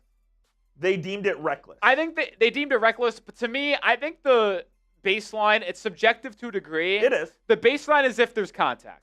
Like, if you land, but Champagnie lands on 2 feet here, but falls to the ground because he didn't have a full space to land, that's just a normal foul. If you land on a foot, a body part, it's probably going to be upgraded to a flagrant. So just like that, the Spurs can go from down 7 to taking the lead. Unreal, man. Because they're going to get this 4-point play if he makes the free throw, and then they get ball. In the blink of an eye. The replay official tonight, by the way, Scott Foster, the extender. Oh, Champagnie misses the free throw. Does he get 2? It might be that rule I told you about. You get 2 to make 1. Oh, that's right. Yeah, you're right. Because it's a and 1, but a flagrant. So I think he got 2 free throws to make 1 and the ball. Or he got 2 free throws and he just missed 1. But I think it's the 2 to make 1. And he makes the second. No, you're right. That's what it is. I am, right? Yeah. So 1-point game.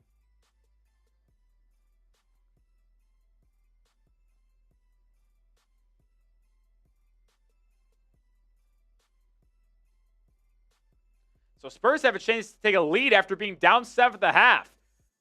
Stephon Castle missing a wide open 3, so it'll remain New York up by 1, but a 6-0 start in the first 90 seconds of this half. Brunson spinning baseline on Castle, kicking it out to Anunoby. Brunson gets it back. Now Hart. Hart was the hero in the first half. Brunson, 4 on the clock. 3. Driving. Floater. Missing.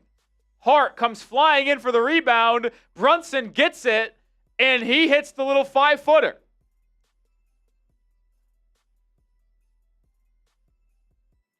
Brunson much more controlled in this game. Champagnie, hot start in this one. Missing that one. And Wembanyama wasn't able to grab that rebound. Set up for him on a tee. Knicks in transition. OG to the rim. puts it down. And just like that, it's a 4-0 New York Spur. It was a golden opportunity there for the Spurs to take the lead. Wide open Castle 3. That goes in. Knicks call timeout. Instead, now it's a 4-point or 5-point lead. Fox getting to the rim, fouled. Couldn't convert, but he'll have 2 free throws.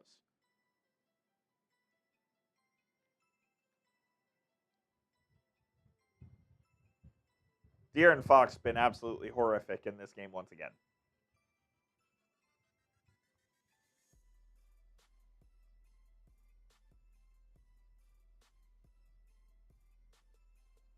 Just 4 points. He does have 6 assists to just 1 turnover, which is important. Fox puts the first free throw in. Foul was on Hart, it looks like.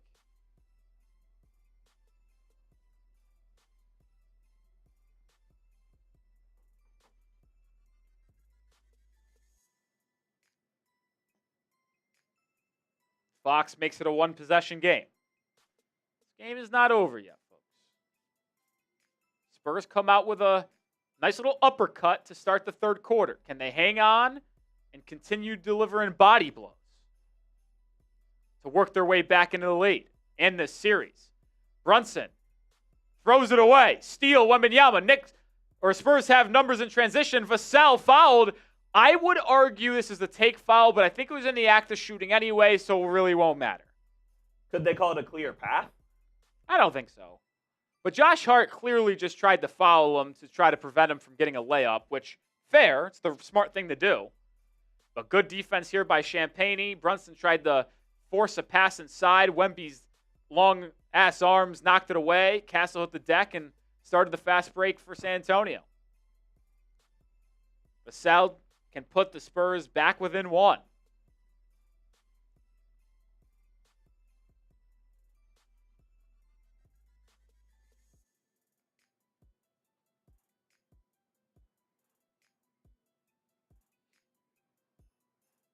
It's a 1-point game. Devin Vassell's been quiet tonight. He was my X factor for San Antonio tonight. Really hasn't made his presence known. Made a couple threes in the first quarter, but actually that's the only 2 shots he's taken. Hasn't taken a shot since quarter number 1. Heck, how about the first 4 minutes of the game? Oh my goodness, bodies are flying everywhere. OG Anunoby hits the deck. Wemby's called for a foul. Let's watch the replay here. Wemby's been pretty physical. Yeah, I mean, both guys could be called for a foul there, but they whistle Wemby. Which I don't mind because Wemby's gotten away with some bull crap in this game. Yeah, I mean, he threw Brunson to the ground earlier, and they didn't call a foul. Second foul on Wemby. Anunoby's been phenomenal tonight. Drives baseline. Cut off. It's swung. Brunson finds the cutting bridges. One more to Hart in the corner. His three-pointer way off. And the Spurs can take the lead for the first time since early quarter 2. Fox attacking. That ball was blocked. It goes out of bounds, and it will be Spurs ball.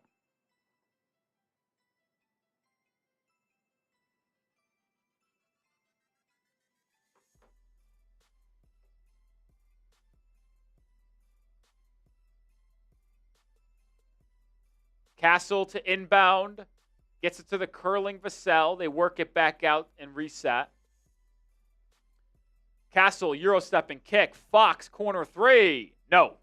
And De'Aaron Fox's struggles in this game continue. Spurs have gotten it to 1 and had the ball a couple times, but unable to take the lead. Brunson barrels into Fox and 1.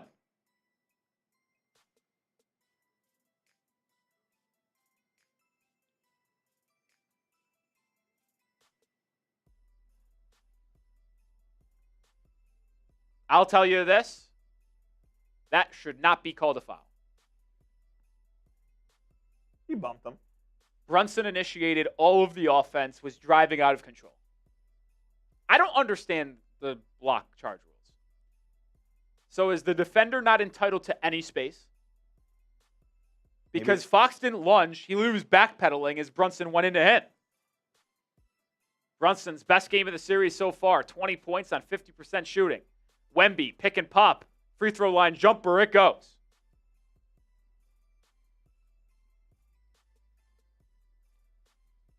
17 points now for Wembanyama. Cat has Fox on him, and Fox fouls him. The fouls mounting once again for San Antonio. It's been an issue. One of the best teams in the NBA during the regular season at not giving their opponents free throws. Real foul happy in this finals.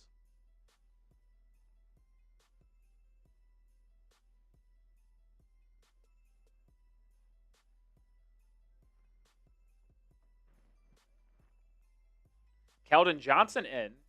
Been really quiet in this series. Brunson has the matchup he likes. Gets to his left hand. Baseline floater. No. Wembanyama with the rebound. Spurs have numbers. Chance to tie the game. They'll go for the lead. Vassell, 3. It's good! And just like that, San Antonio erases a 7-point halftime deficit. Devin Vassell has yet to miss a shot, Coop. He's 3 for 3, all from beyond the arc. Yeah, I mean, he's got 11, including 2 free throws that he's made in this game. They need to get him the ball more if he's going to continue to shoot like this. Just 3 field goal attempts in the game. He was your X factor. X factor for the Knicks was Brunson. He's got his best game of the series. So both X factors making some plays here. Anunoby has been the X factor tonight. Hits the 18-foot pull-up J. And we go back and forth here in New York.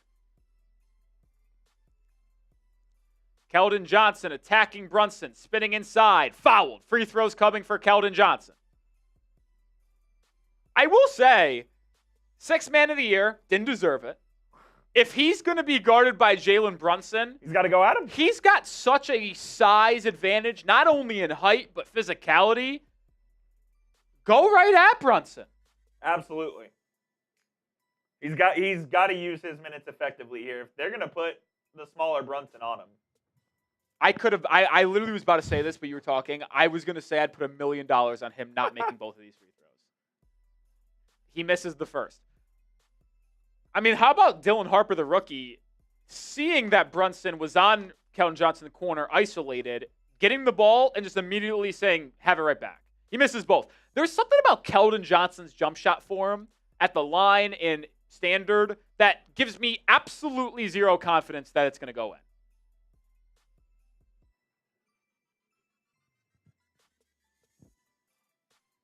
Brunson driving left, kicking the heart in the corner. His 3 is good. A 5-point swing for the Knicks as they go in front by 4.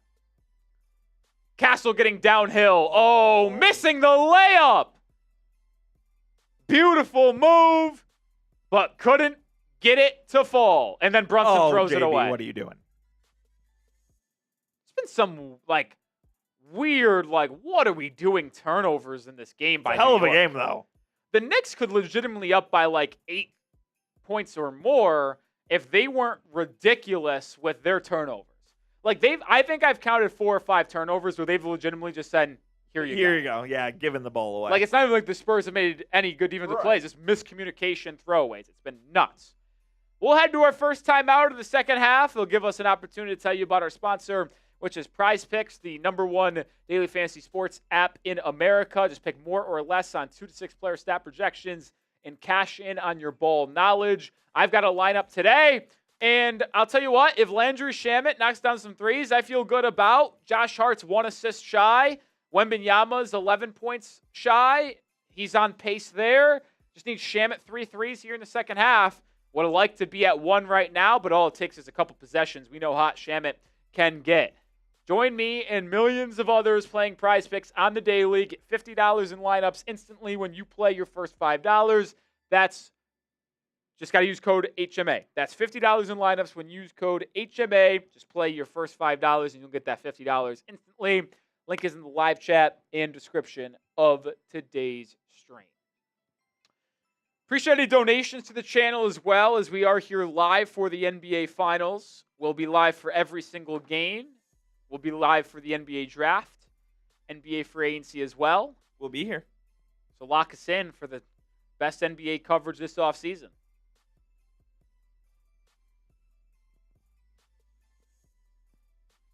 Are you getting deep into the weeds in your draft research?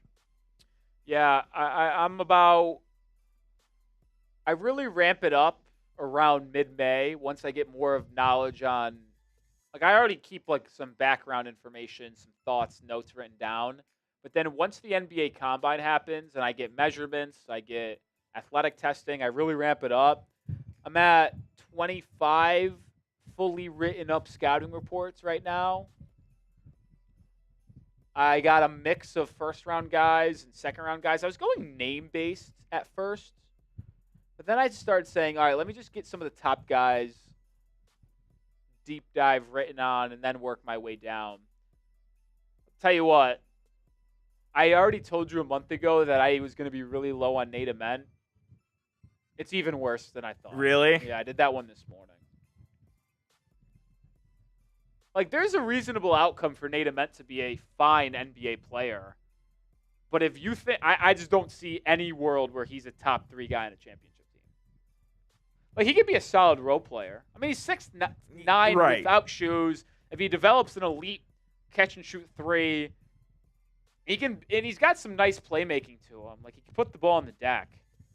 But if you expect him to be a creator at any level, I just don't see it.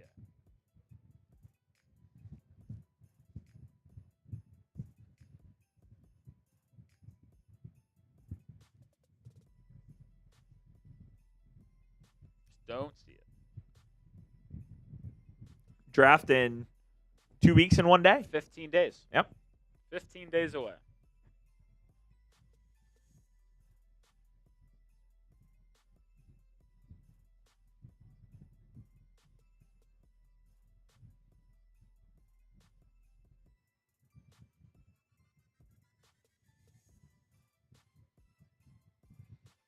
How about Josh Hart today, Coop? 4 threes.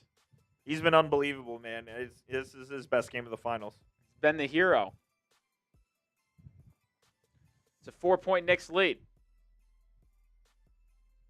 Hart has 16 points.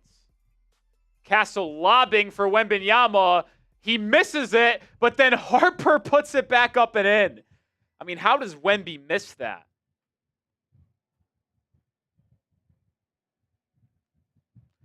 Six minutes to go in quarter number 3. Hit that like button if you haven't already. Brunson, pull-up elbow jumper. Left it short. Once again, Spurs can tie, take the lead. Wemby going for the lead. No, good drop-off pass to Keldon Johnson inside. That's a really good decision by the young Wembanyama, and we're tied up. Could have taken the 3, but noticed that no one went with the slipping Johnson. Easy layup. Hart at the elbow. Kicks it out for Brunson. Brunson stopping, starting. Great defense by Castle. Hart has to go with 5 on the shot clock. Fades away from 10 feet. No. And Wembanyama with the rebound. Castle pushing. Cat on the bench. Wemby. Deep 3. Good! 30 feet! And Wemby puts San Antonio up by 3. 7-0 Spurs run. This is the best game he's played in the series. Brunson, can he answer? No. Shamet, tip out. This is where the Knicks have been so dangerous on second opportunities. Anunoby missing that one. Mitchell Robinson, a third opportunity. Brunson now. Bumped by Castle. Missing the floater on an air ball, but Mitchell Robinson on the tip-in. A fourth opportunity gets the Knicks score. And now Harper fouled by Brunson on the floor the other way. But the Spurs are in the bonus, so free throws coming for Harper.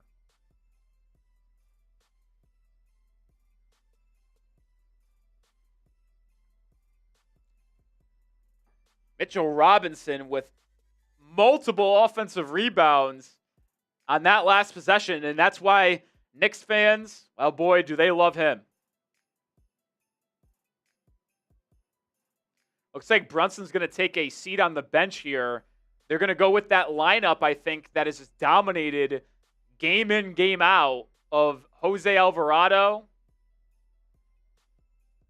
Cat, Anunoby, Bridges, and Shamet.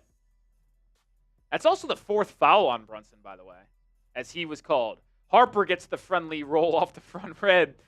How about Harper showing some emotion there, ducking as that ball was hanging on the front rim. DJ Khaled sitting front row. Fraudulent Heat fan. He's a 305 guy. I get it's a big sporting event. You ain't a Knicks fan. Don't get your ass there. Robert Kraft's there. He is. Harper makes both free throws. He's friends with the president. Is he? Yeah. This lineup actually isn't the lineup. It's Clarkson, Alvarado, and Shamet with Mitchell Robinson. Mike Brown's a psychopath for this lineup. And we got a foul on Devin Vassell, and now him and Shamet get bumping up in chess. Alvarado, OG, Clarkson, Mitch, and Shamet. This is psycho lineup. This is something. This is I'm up 2-0 in the finals. I got maybe some leeway to play here. It's a 3-point game.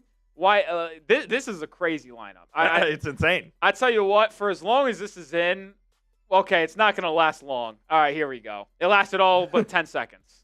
As Cat checks in. I was going to say, like, if you run with that lineup and the Knicks just keep it even for a minute, that is like the biggest win of all time. They've gotten some good minutes from Mitchell Robinson tonight. Oh, he's been great, yeah.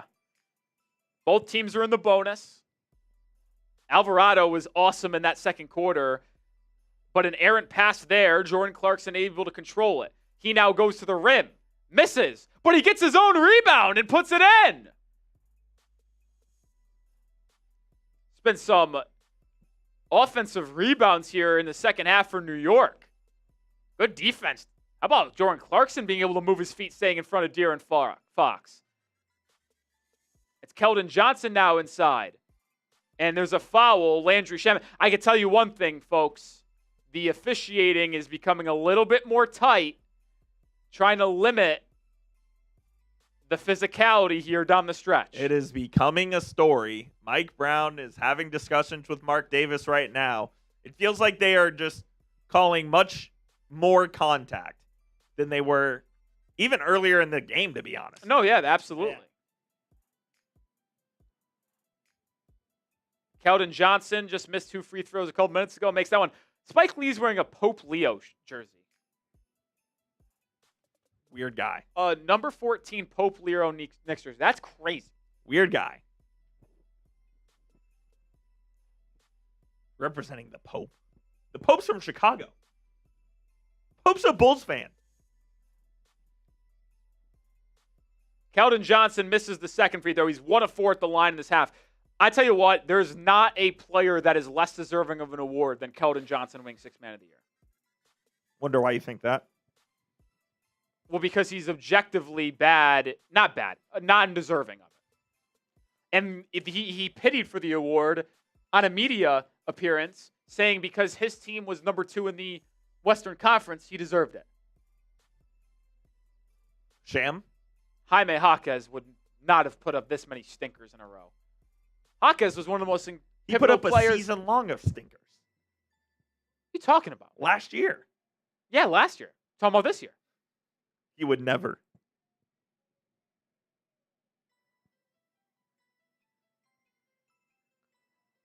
OG Anunoby at the line after a foul.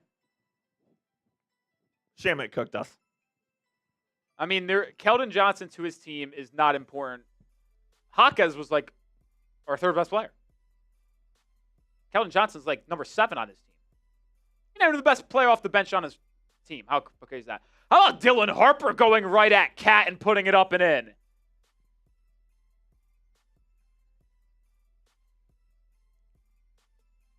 Cat hasn't been getting up many looks from deep. Pump fake, drives inside, misses the runner. That's a rare miss inside the paint for Karl-Anthony Towns. Keldon Johnson now attacking the other way. Double teamed, and he throws it away. This guy sucks. Actually fucking sucks. Alvarado the other way. Can't hang and finish.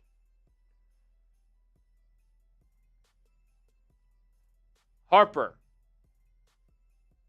Changing directions and speeds. Fading away on OG Anunoby. Missing. Luke Cornett there for the offensive rebound, and he's fouled.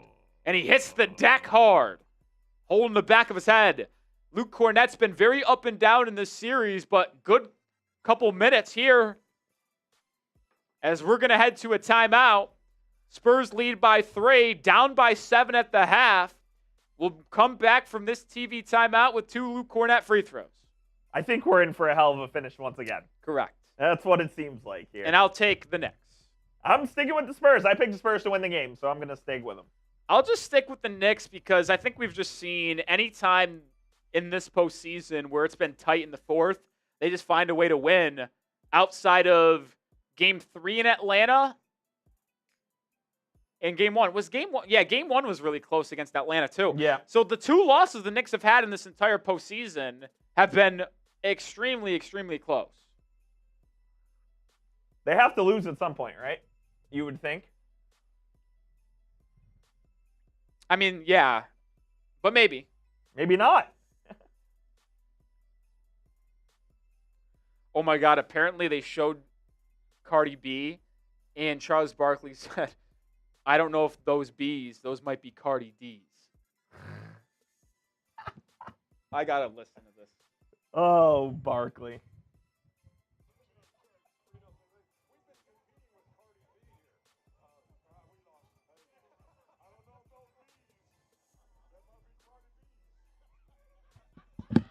Chuck is unhinged.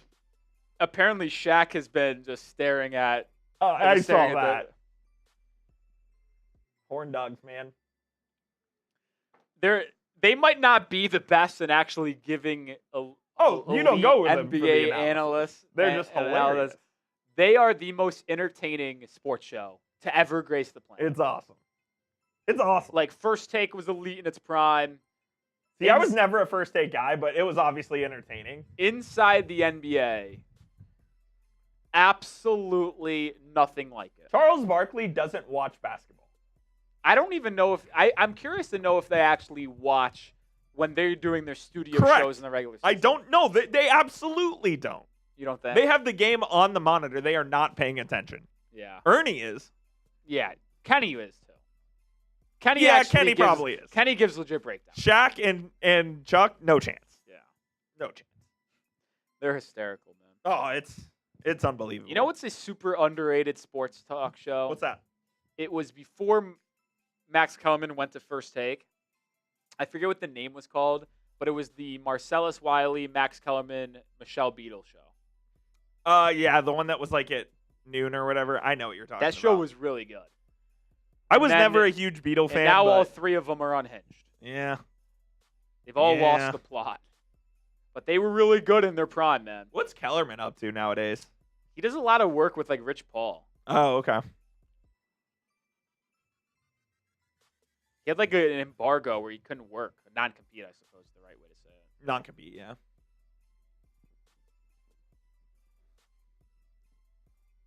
Wait, that's actually sick. They went to the NBA. There's like places around the NBA or world where they're broadcasting the game by the NBA, calling the NBA house. And one of them was at a movie theater. Yeah, it's dope. That's the one Kevin Garnett's at. Going to watch an NBA game in the movie theater would be chill. It'd be awesome. As like a natural fan. Like, they did that for Mavericks watch parties around the city. Oh, really? In the finals, yeah. I wouldn't do it if I was an actual fan because like I just would need to be in a your more own controlled environment yeah, to get more excited and stuff. But if you want, like, if I was not working and doing this and the prices weren't crazy to go watch the game, would you rather go watch the game at a bar, which I could argue, or sit relax on the big screen in a movie theater? Like, would you go to Cosm? Sports Nation was the show. Thank you. Would you go to Cosm and I don't watch know it? if I would go to Cosm. Cosm was fun when I went for the Duke UNC game, but for like as big of a game as this one, I don't know if it's worth it. I also think it's better for football than it is basketball. Yeah, I'd agree. Cornett makes the 2 free throws. Really good free throw shooter. People forget when he was with Cornett used to be a member of the Knicks. He could shoot threes back in the day. Landry Shamet opened the corner. Connects. Needed it. You know, Shamet Magna ball's coming, bro. They put the chip in it? 2-point game. This is the first bucket for Shamit tonight. Castle. He's been phenomenal. Gets a screen from Cornette. At the elbow. Swings it for Harper. One more to Champagny. He answers. Suck it. That was really nice offense there by San Antonio. He's come alive here in this third quarter. He has 12 points. I think all of them are in the second half. Alvarado almost loses the handle. He's pressured. Now finds Clarkson in the corner. Clarkson has Cornette on him. Clarkson attacks. Misses the floater. Cat on the rebound. Puts it back up and in. And Julian Champagny might have hurt his finger or jammed it or dislocated. He is really waggling it. He's all right. Looks like he's fine, though. Well, we'll test it out. He gets it. And he misses the jumper. Minute to go in the third.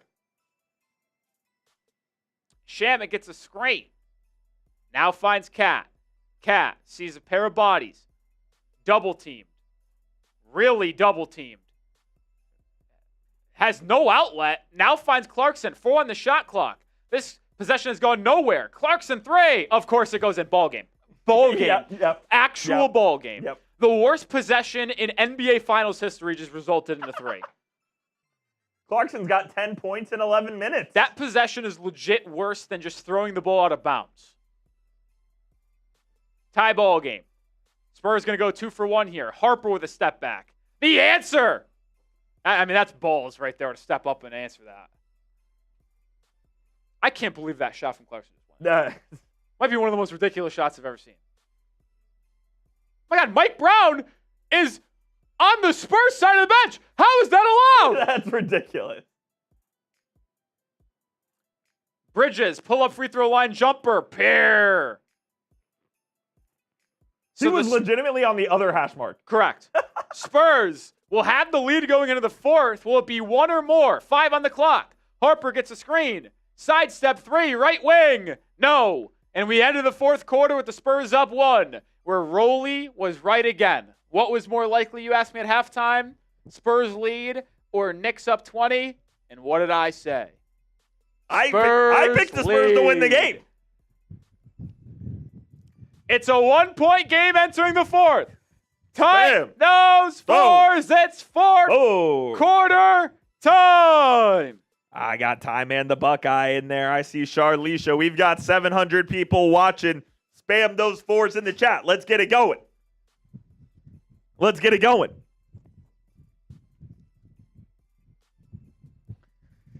Charlisha, Eam, Ty-Man. Oh, I am Pooh. What up? Justin Buckman. Let's go, baby. Here we go. Here we go. I'll ask you once again. Knicks or Spurs? Who are you taking? Knicks. I've stayed consistent in this. So I've had my pulse on this game. How does it end? It ends Knicks winning by 7. 7? Brunson ends up, it's a close game. Brunson ends up hitting a step back 3 to go up 4 with 30 seconds left. If that happens, we are buying lottery tickets tonight. It's a 1-point game entering the final minute. Brunson with a 3, 30 seconds left, go up 4. They build him a statue tomorrow. Yes. They get a stop, free throw, game to win by 7. We're in play here, Roll Dog. We need 2 threes from Landry Shamet, 1 assist from Josh Hart, and we're probably good. 6 points from 1B. I feel good about all of this. Now, there is a world where Josh Hart doesn't close the game. Yeah, that's true. There is a world where he's played so well tonight, though. I know, so I think he does close, but there is a chance. I'm just going to put it out there that's like Brunson, Shamet, OG, McCall, Cat, but I do think it will be hard to close.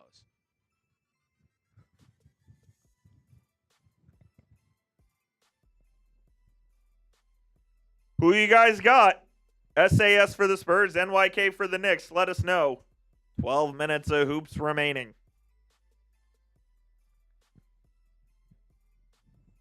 It would be kind of chills to get Saturday off if the Knicks just wanted to sweep. Yeah, I wouldn't mind.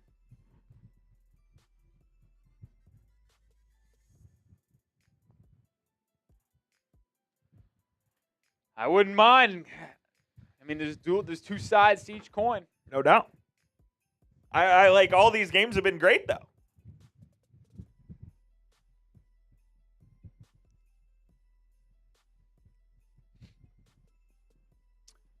Yeah, I mean, listen.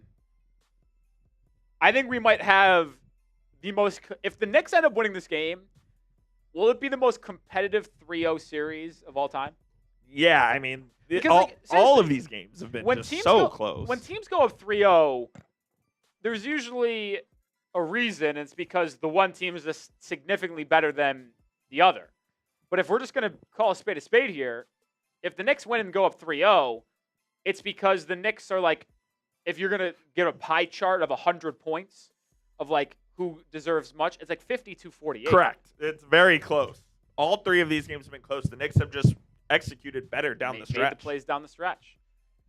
Fourth quarter begins. Spurs up 1, and they have the ball. It will be Keldon Johnson, Devin Vassell, De'Aaron Fox, Wemby, and Castle. Castle lobbing for Wemby, and he's fouled on the floor. That is Cat's third foul, I believe, and an early one to potentially get themselves in the bonus in the fourth quarter. And how about Karl-Anthony Towns tonight? Only 6 field goal attempts. You know, he hasn't shot much in the series, but he's just been so crucial on both ends of the floor. And that's really the difference. Cat's defense this series has been the best defense he's played maybe since college. De'Aaron Fox, 3, way off. And then there's a foul on Mikal Bridges grabbing Keldon Johnson. So 25 seconds into this fourth quarter, 2 fouls on New York. Certainly something to monitor. The Knicks have been getting more looks at the line in this game, but that could flip here in the final 12. Oh, my God. A lot of contact again there. Castle lobbing for Wemby, and that's a alley-oop slam to start this fourth quarter. You can just throw it up wherever. He's going to come down with it. Man. Alvarado for the tie. No. Shamit on the glass. I tell you what, the Knicks have just dominated the offensive glass this half. Mikal Bridges has been really quiet tonight, was the hero in game 2. Ball knocked out of bounds, will stay with New York, 3.1 on the shot clock. That is ideal for us. Let's get a Shamit 3-point attempt. Yeah, Bridges taking 2 shots. He had 20 points in game 2. That's the thing with New York. They can beat you in so many different ways. No Brunson, doubt. Hero Ball, Cat, OG, Bridges, even some of their depth pieces. They're trying to free up Clarkson. They get it to him. Airballs the turnaround jumper. Spurs running in transition. Wemby drops it to Fox. Fox turning the corner. He's fouled. And I'll be honest, I think the Knicks should challenge this one. Unless he got held from behind, Coop, I didn't think there was a foul up top there when it got rejected. Yeah, I'm curious to see the replay here. We'll see if Mike Brown wants to burn his challenge here. He might want to save it for a more important thing in case he doesn't get it. And it looks like there will be no challenge. I'll say this. There hasn't been many challenges in this series. Yeah, I didn't see much of game 2, but I don't recall one in game 1. Fox makes the first free throw. I would love to see a replay of that.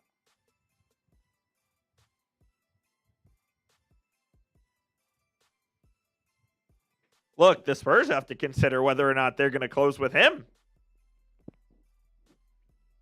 I don't think you do. Fox made both free throws. I mean, you got to have Harper out there. Are you going small and having Castle at like the 4? Harper, Vassell, Castle. Yeah, Vassell at the 4, I should say. Shamit just hits the deck. I don't know what the heck happened there. 5-point Spurs lead. Fox steals it from Clarkson and then throws it away, but it was last touched by Mikal Bridges as Jose Alvarado goes into the front row. I don't know who he drilled, but that old man. An old man. He got hit. Who's sitting beside him? You tell me that chair was just Derek Jeter. No. The open chair is sitting there. Oh, I don't know. You told me the script was written so detailed to where there's an open seat right where Alvarado's going headfirst into? Some guy was at the bathroom, baby.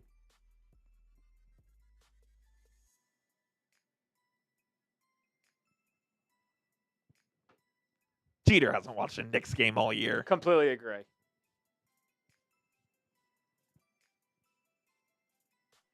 Wembanyama backing down on Cat. Throws it away, but I think Shamet actually touched that last. He did. It'll be side out for San Antonio, 12 on the clock.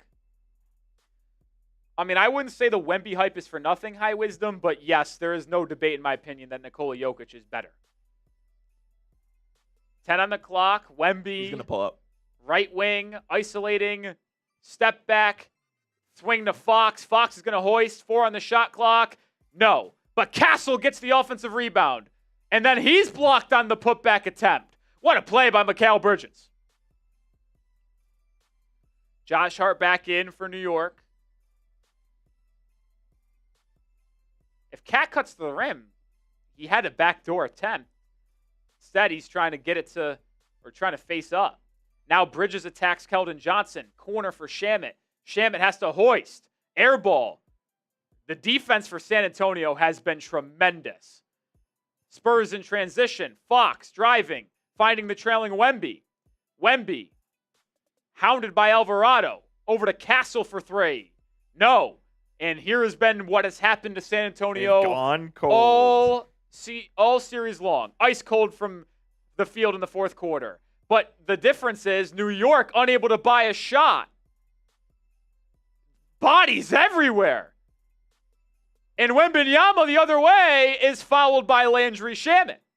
That is now the 4th foul, if I'm not mistaken, on New York this quarter. The Spurs will be shooting a lot of free throws in the final frame.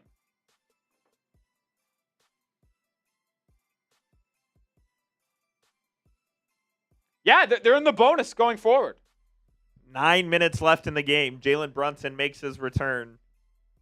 But yeah, San Antonio will be shooting free throws on every team foul. True Smoker says, how much for you to do a beer chug? $50 super chat. Cat will take a seat on the bench. I think that's his 4th. No, that foul wasn't called on him.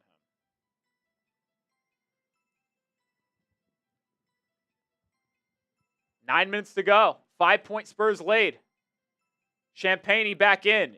He drives to the rim and leaves the floater short. I mean, this is the same thing. The Knicks can't, or the Spurs can't buy a bucket. This happens every fourth quarter to them. And then they obviously got hot in the final 5 minutes of game 2. Mikal Bridges missing the pull. This is the difference, though, so far. The Knicks are ice cold as well. Both teams can't buy a basket. Harper back in. It's worked into the corner for Champagny. Oh, what a feed to Keldon Johnson for an easy layup inside. Pretty ball movement around the wing. Thought Mike Brown may have called a timeout there. Doesn't. I wouldn't have hated that call. New York just unable to find any flow offensively right now. Let's see if Brunson can get it going for him. Oh, he just missed the layup inside, but Mitchell Robinson there for the putback. I mean, Jalen Brunson just missed a point-blank, no one around him layup. That's how bad it is right now for the Knicks getting it in the bucket. Harper probing, kicking it out for Wemby. Back to Castle. One more to Harper. His 3. Oh, my God, it hit backboard first. But a foul on Bridges, grabbing the arm of Wembanyama on the glass. And because they're in the bonus, free throws are coming. Yep, the Spurs are shooting free throws for the final 8-10 of this game. Bad miss. I mean, it is a foul. 100%. I mean, 100%. I know there's a lot of grabbing on every missed shot, fighting for the rebound. That was excessive. But Mikal Bridges was holding down Wemby's right arm, and the ball came right to him, so it just makes it a little bit more obvious. Wasn't able to grab it because he couldn't use his right arm. Wemby's been absolutely sensational tonight. Needed him, and he answered the call right from the tip. 10 of 15 from the field. Now with 25 points. As the Spurs reach the century mark, with Wembanyama making the second free throw, 26 for the game. What's up, Bayou Raider? Hit that thumbs up icon if you haven't already. What a great game we have here tonight. Like the video. What's good, and Bayou? Like the stream. 7-point Spurs lead, but we know that the Knicks are very capable to coming back and getting a win. Castle riding the hip of Jalen Brunson, and we'll have a foul call there.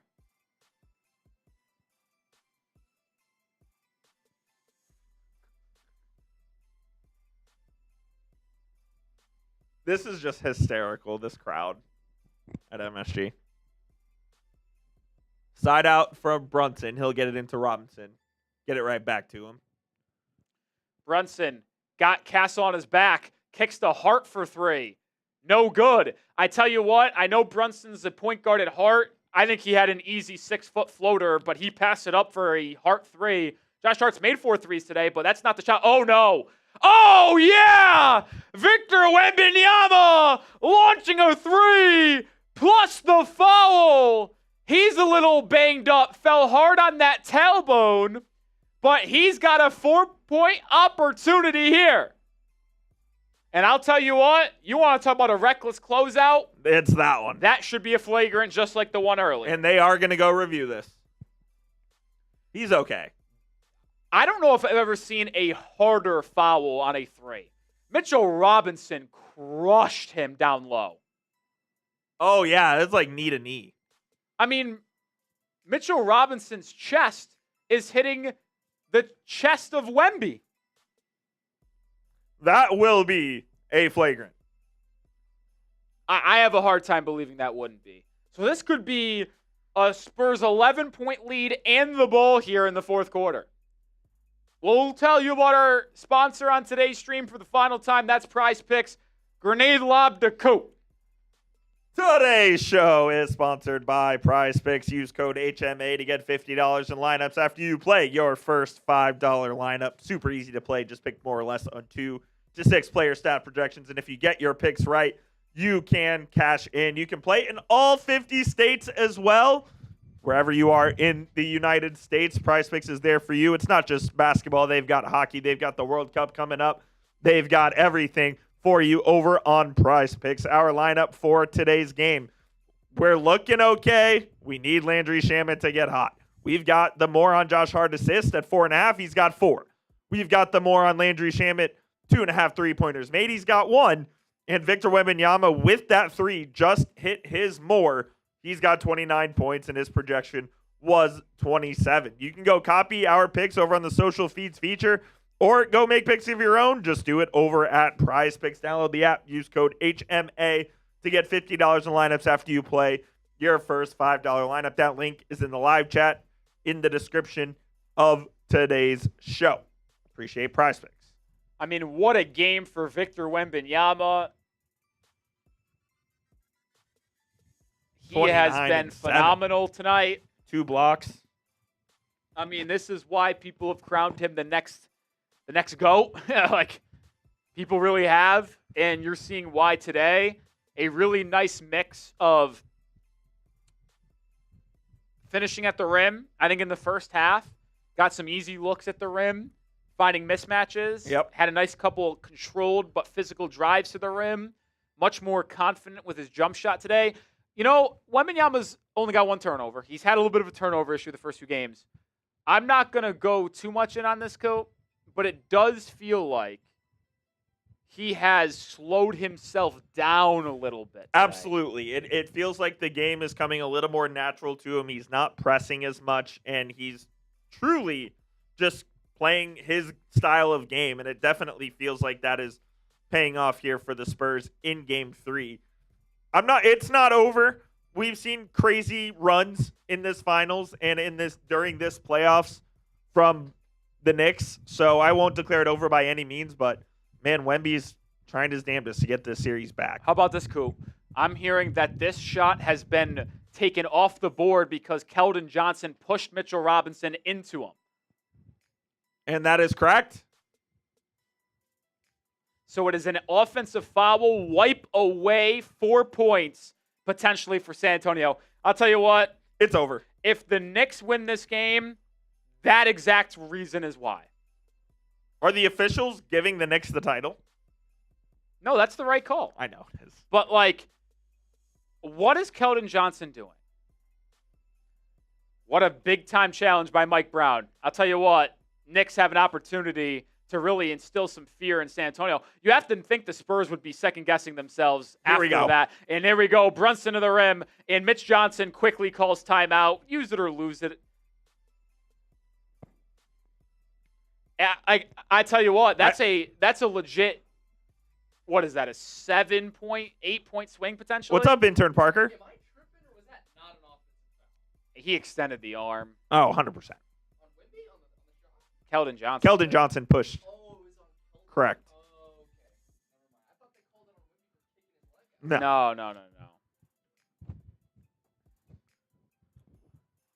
Do you like that timeout by Mitch Johnson? I do. I kind of do too, actually. You just got hit with a back-breaking reveal that instead of going from a 4-point play to maybe go up 11 to then, all right, it's Knicks ball, no bucket, and then they get a quick bucket to make it 5. So it's a 6-point swing to go from 11 points up potentially to only up 5.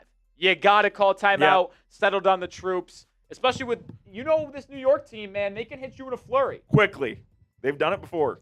So I think, I don't want Mitch Johnson to get over, timeout happy, if you will, but you do have to have a sense here that you can't let this get away from you for a second.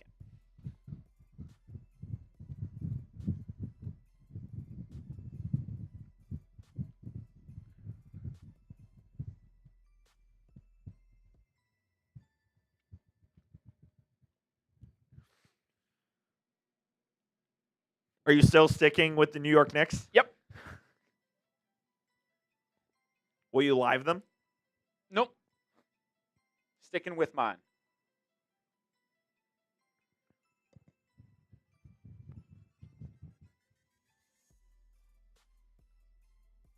Still sticking with my original bet of Knicks money line to start the game. I am curious to see what the live number is, though. Spurs need a good play out of this timeout.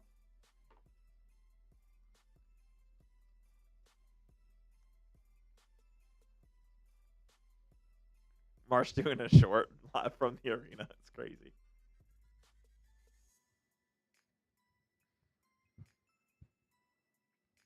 What was I going to do? I was going to look at the live line.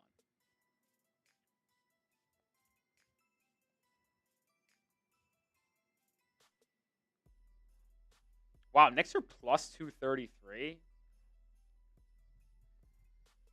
That's a big number. 7.5 minutes left.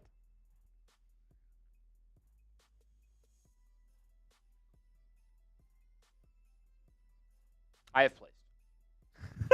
You did.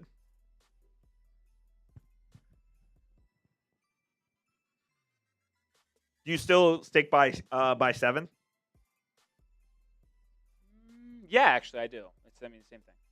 Yeah, I just went on Prize Picks Live and placed a prediction to have them win. Use code HMA. You can do the same.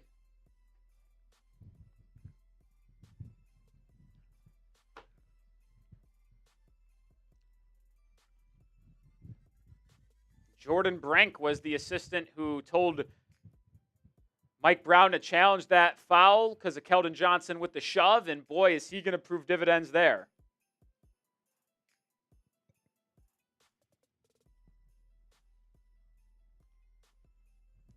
So only a 5-point lead for San Antonio with 7.5 minutes to go. Deuce McBride into the game. That's surprising. Hasn't seen a lot of action tonight. Harper. Pick and roll with Wemby. Swings it for Fox. His left wing 3. Too strong. Wemby can't grab the offensive rebound. It goes out of bounds, and it is going to be Knicks ball. And Mitch Johnson's going to challenge this one. Wemby felt like he was being held by Karl-Anthony Towns. We will see the call here. Yeah, Absolutely. But Karl-Anthony Towns had his whole arm wrapped around Wemby. Yeah. I'd imagine this gets overturned as well. I would agree, and that would be Towns' 4th. Be 4th on Towns, and that would be free throws for San Antonio. So I do think it's a challenge worth it. Even if you lose it, yeah. Even if you lose it, the chance to be getting 2 free throws and another foul on Cat in comparison to the Knicks having the ball. I think it's a foul, but I don't know what the officials are thinking. But I do think this is a worthy challenge. Yeah, I would agree. I think it is as well. I'm not sure Shaman plays a second the rest of the game. Yeah, I agree.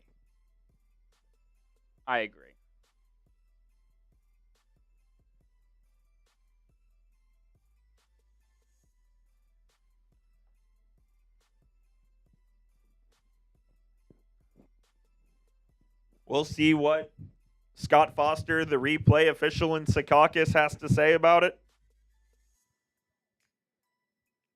I would lean as well that this would be a foul on Towns. I have a hard time seeing a world where this is not a foul.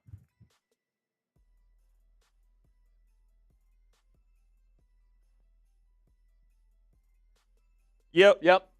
It will be a rebounding foul on Karl-Anthony Towns, so that will be his fourth, and it will be 2 free throws for Victor Wembanyama.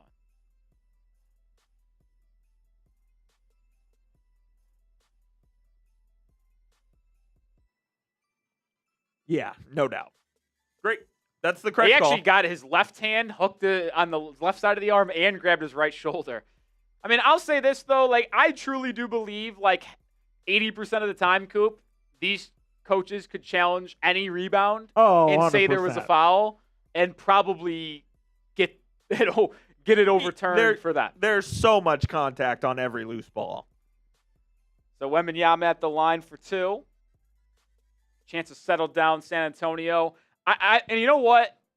Not only was it the right call because of the outcome, but once again, the ability to get these 2 free throws, to settle down your team and take a deep breath, rather than, oh my God, we just had that call going against us. Now we're only up 5, and the Knicks have the ball. Like that is good coaching to me and good awareness and situational timeout use by Mitch Johnson, the Spurs head coach. He's one of the best young coaches in the league for a reason, man. And there's a reason that the Spurs left him as the successor to Greg Popovich. He's done a great job. So it's a 7-point Spurs lead. Wemby now with a game-high 28 points. It's Jalen Brunson time in New York, being hounded by Dylan Harper. Dylan Harper's defense has been great this series. OG Anunoby fades away at the free throw line and gets the roll off the front rim. That's a tough bucket from OG right there. He's had a really good night. I just feel like OG never misses. He's one of those guys. I mean, he's 8 of 10 tonight, but like seriously, like some guys I just view and I was like, I never see them miss, I feel like, and that's what it feels like with OG Anunoby. De'Aaron Fox, in and out dribble, gets by Brunson to the rim. What a pretty move by De'Aaron Fox. Good time for him to come alive. Yeah, you know Fox is going to enjoy that after the little dust-up he had with Brunson in Game 2. Brunson on the wing. Drops it off to McBride for a turnaround 3. Way short. Harper with the rebound. Running out in transition. Harper, Euro stepping to the rim. Blocked by Anunoby. Knicks have numbers if they push. Hart to Cat. Cat with a 3. Way off. Rebound Brunson. Brunson fouled and won. I don't think that was a foul. It wasn't. He drew the contact himself. He bumped into him. That's a joke. And by the way, Brunson didn't get called for a rebounding foul too because he shoved a guy in the back here. Watch this. Never mind. I saw something else. Like, are you? Come on. That's a joke. By the way, he went into the body of Vassell for contact, and I still don't even think the foul or the contact should have been raised to a foul, I should say. Brunson gets the 3-point play. It's a 4-point game. I just hate the officiating for both ways, man. It has not been good.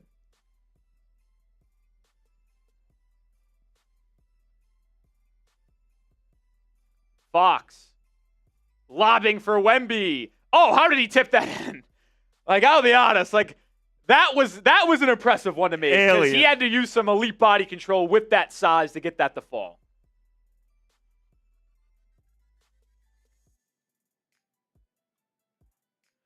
De'Aaron Fox knocks it away from Brunson. Oh, I think that was off Brunson. Brunson throws it off Vassell's leg, but did that not come back and hit Brunson? They're going to have to challenge it again. And then if they challenge it, if they're successful, it would be the final challenge for New York. Or San Antonio, excuse me. Oh. That should be a technical on the Knicks. I think the Knicks just inbounded the ball before they were allowed to. What is happening? Once again, the officials have officially lost it. What is going on?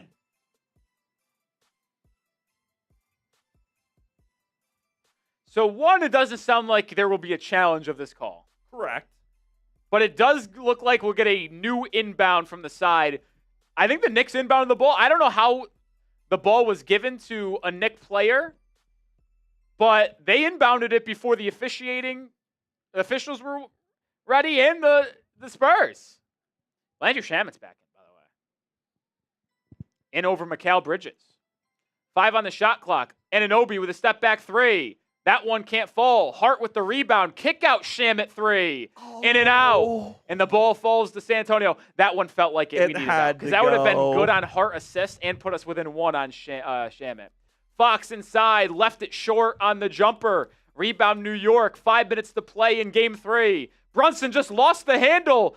It's thrown essentially right to Champagnie. Spurs in transition, and Wemby will slow it down. Now attacks Shamit, spins inside, fouled, and he'll get 2 free throws. We needed that one. Yeah. Because we would be done on everything besides 1 Shamit 3, and Correct. I would have felt good about 1 more coming. Correct. Wemby to the line for San Antonio. He's got 30 on the night.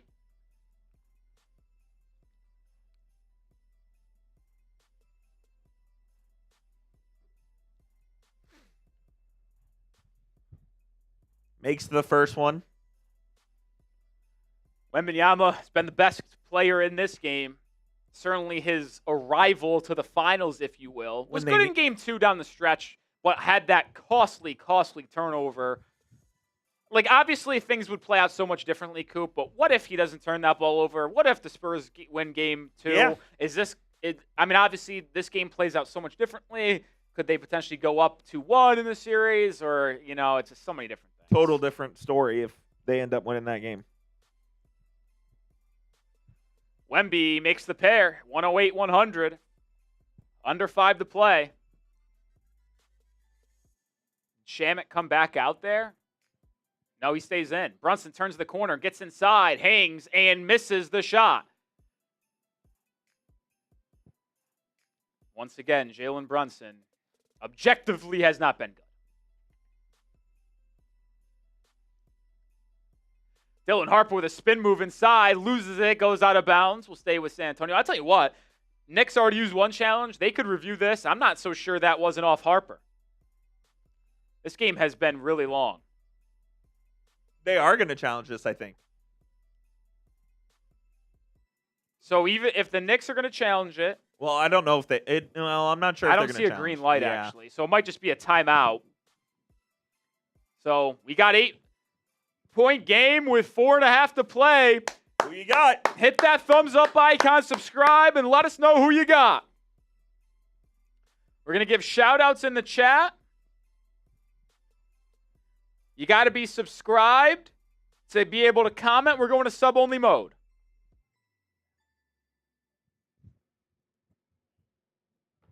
Knicks fans jinx themselves, says Alex. I don't know if they jinx I don't know about that. Jeff Bartlett says the Spurs. Ty Man says Spurs as well, as does Alexander. Jose Cruz, you can't win.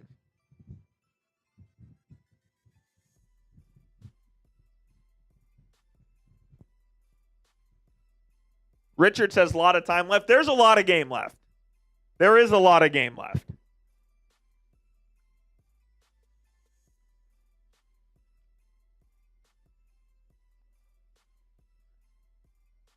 They are challenging this, by the way. I thought it was off Harper live.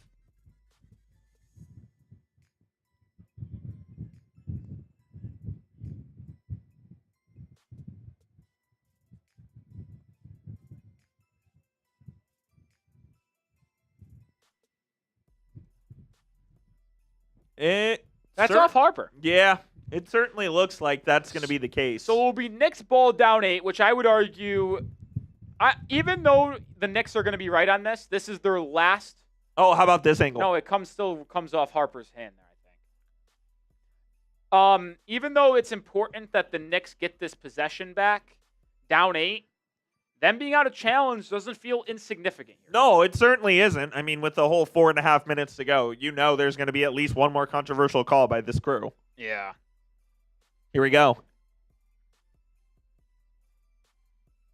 Yep. Yeah. So it's going to be Knicks ball down 8. Now, let me ask you.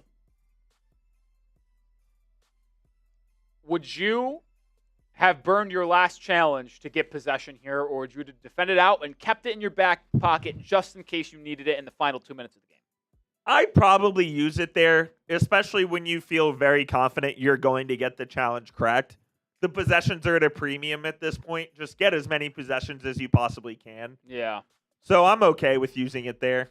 I don't disagree.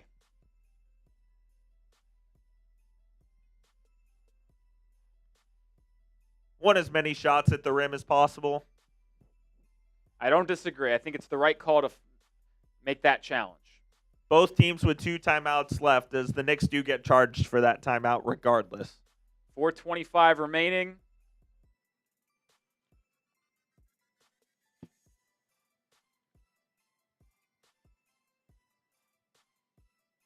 Josh Hart bringing it up. It's Hart, Cat, Brunson, OG, and Shamet, the hero in Game 2 for New York. Not in the game, that being Mikal Bridges. Cat over to Brunson to the corner for Shamet. Shamet drives to the rim. Rejected by Wembanyama. Do not go in there. What recovery from the big man. Fox probing, kicking. Wemby, it's his night. But misses that one. Harper on the glass. Finds the cutting Wemby inside, who misses the point-blank layup. That feels like a moment, Coop. It does indeed. Brunson the other way. Fouled. Is that a moment? I mean, Victor Wembanyama just missed a straight-up layup. What a rejection on the other end, though. Just sends Landry Shamet's layup into oblivion.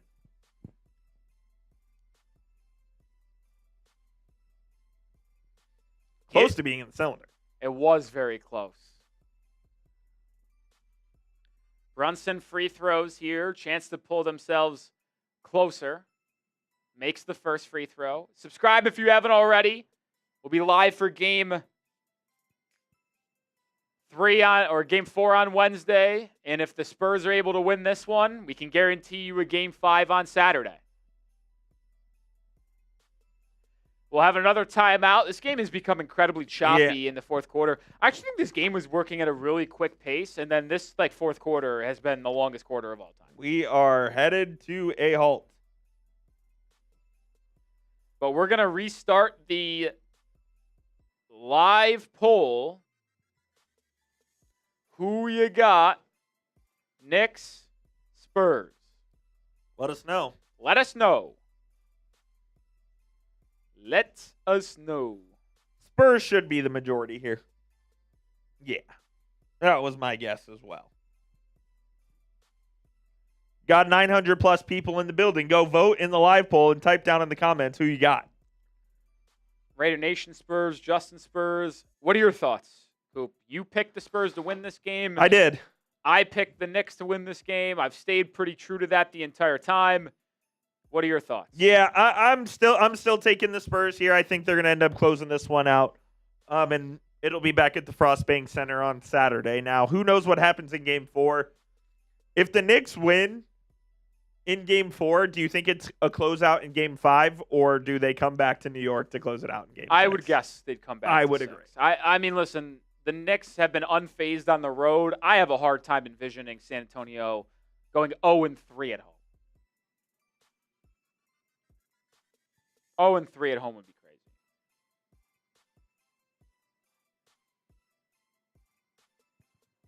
So Jalen Brunson, chance to make this a 6-point game with a free throw here. 3:40 to go. Brunson, 9 of 22 from the field.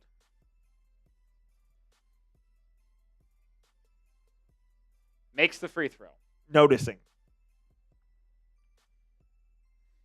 He's been better today, but, 5 turnovers to 5 assists, that ain't going to do it. MSG on their feet. Down 6. with 3.5 to go. Fox attacking an OG Anunoby closeout. Travels. Wait a minute. How is that not a travel first?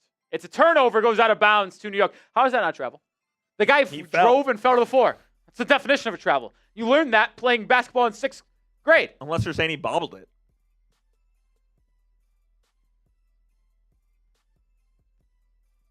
Brunson isolated on the top of the key. Finds Bridges at the free throw line. Out to Cat. He's been quiet in this game. Benny misses that one just in and out. That felt like an eruption waiting for the Garden. Both teams have not made a three in this quarter. How is that possible? I don't know. Vassell looking to change that. Wide open. Can't. I'm telling you, man, the Knicks are going to win this fucking game. The Spurs have had a couple opportunities to put the nail in the coffin. They've been unable to. Can the Knicks bust down that door again? Josh Hart's been the hero. Gets it over to Brunson. Brunson now to the rim. Blocked by Castle. Ball loose. Cat gets it. Blocked by Fox out of bounds.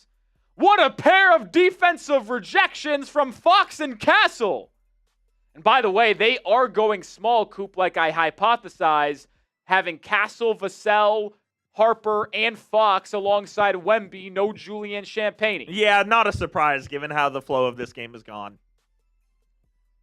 4 on the shot clock. Brunson to inbound. Gets it to Cat. He's blocked by Wembanyama. And it will be 3 seconds on the baseline. And remember, the Knicks are out of challenges. Mike Brown looked to the bench like he wanted to challenge it, not that he even could.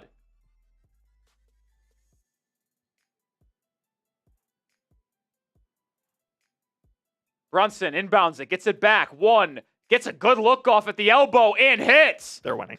I told you they're winning. I mean, it's the most obvious shit ever. The more you just watch, like if you watch the NBA a lot, like you just know what's going to happen. It's a 2-minute left. Wemby and Cat really fighting right now at the free throw line. 5 on the shot clock. This possession has been awful. Wembanyama going to have to make something happen. Finds Castle under the shot clock. Heave. Oh! Castle! The first 3 of the entire quarter by each team is a desperation heave. Oh, Bridges almost just dribbled off his own foot out of bounds. Saves it. 1.5 to go. Brunson. To the corner. Bridges 3.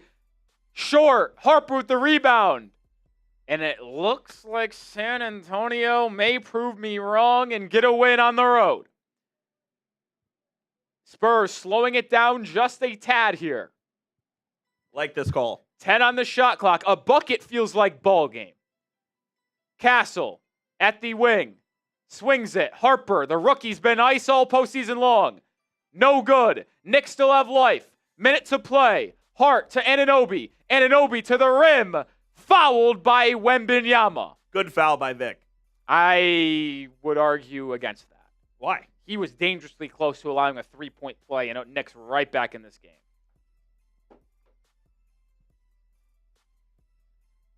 Foul there, too. Like, dude. I mean, if you're going to foul him, I would rather you foul him. Yeah. Like, there was a really good opportunity for OG to get a 3-point play. Well, and he missed the free throw. Ravens fan says Trump might make the Knicks lose. I'm not a political person whatsoever. But you do wonder the entire vibe shift, dude. Like, you change so many of these fans' like experience outside the arena, inside the arena, to accommodate to one person. I don't care who it is. You do it for one person to change all of this. And it just feels weird. It feels different, right? We'll see, though. 6-point game with a minute to go. Knicks are still in this game. They need a stop. I think any Spurs bucket puts this one to bed. Fox crossing over, driving, kicking. Harper, corner 3. No, and the Knicks still have some life. Brunson, step back 3. Good! It's a 1-possession game. And the Knicks can play it out defensively. They do not need to foul. I told you, man. Game wasn't over, but any bucket could have ended it. The Spurs can pretty much end it with a bucket here, but can they get that bucket? Fox, 5 on the clock. Step back, midi. Oh! Ice in his veins, De'Aaron Fox! The step back jumper! Putting up Spurs by 5. 12 seconds remain. The biggest shot of De'Aaron Fox's career. What a shot, a pull-up midi from the free throw line. Karl Anthony Towns doing a great job denying Victor Wembanyama the ball there. Fox knew he had to go to work, and that was just a beautiful stop and pop right there from the veteran point guard. Fox was awful in game 1, big time in game 2, pretty brutal tonight, but Spurs fans won't remember that after that clutch bucket to potentially seal this major playoff win to avoid that staggering 3-0 deficit. I'll also say this, Coop. They would have never called that because it's a little ticky-tack probably. That was a foul on Cat. Oh, yeah, it's never getting called in a million years. Cat, hits Fox in the back there pretty hard on the fallback. Never getting called. But, yes, I agree. I saw that on the shot, and I was just like, man.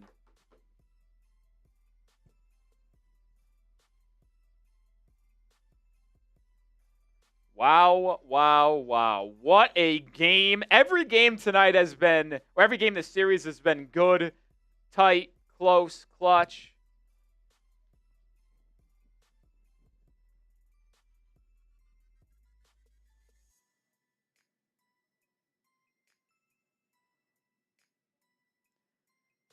Big bucket, De'Aaron Fox. 12 seconds to go. I mean, I wouldn't say the Knicks are dead yet, but they need a quick bucket, and then they're going to need some missed free throws or a turnover from San Antonio. Yeah, you've got to go real quick here, though. Hart gets it to Anunoby. Corner 3. Good!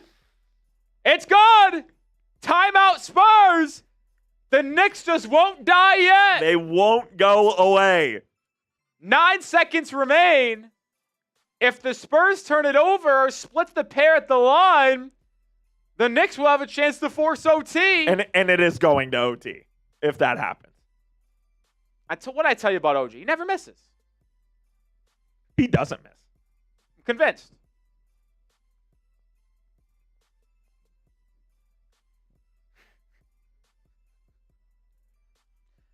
I mean, Harper did the right thing, not grilling OG in the corner. I mean, the last thing you could need there is a 4-point play. Both teams have 1 timeout remaining. The Spurs have a challenge. The Knicks don't. I mean, the Spurs are going to have to inbound this ball and make 2 free throws. If they do that, I'll say the game's probably over. But, man, it's not confirmed that this game's over just yet. How about the Knicks end up somehow outshooting the Spurs in this one after San Antonio was outshooting them the almost entire game? Wemby's one of your best free throw shooters here, too, and that helps. Yeah, you want to get this ball to either Vassell or Wembanyama. Fox wouldn't be bad either. But you just try to throw it 12 feet in the air and have Wemby just go get it? That risks a lot, but I don't think it's the worst thing. I could totally see Wemby missing a free throw, though. I really could. 9.4 seconds remain. They get it into Fox. Quick pass back to Castle, and Castle's fouled with 6.8 seconds. I'll tell you what, that Fox pass scared the shit out of me. Well, I think he realized he needed to get rid of it very quickly because his momentum was putting him in the worst spot possible. Yeah, he was going to the corner. He was going to go right into the corner between the half-court mark and the sideline. Castle's an 81% free throw shooter in the postseason. He's 3 of 4 tonight. Biggest free throws of his career right here. 2 of them potentially gives the Spurs a win. And he makes the first very calmly. almost reminiscent, Coop, if you will, of Game 6 of the NBA Finals against the Miami Heat, where they were in control. Heat cut a 3 to make it 2. Leonard goes 1 of 2 at the line, and then the rest is history.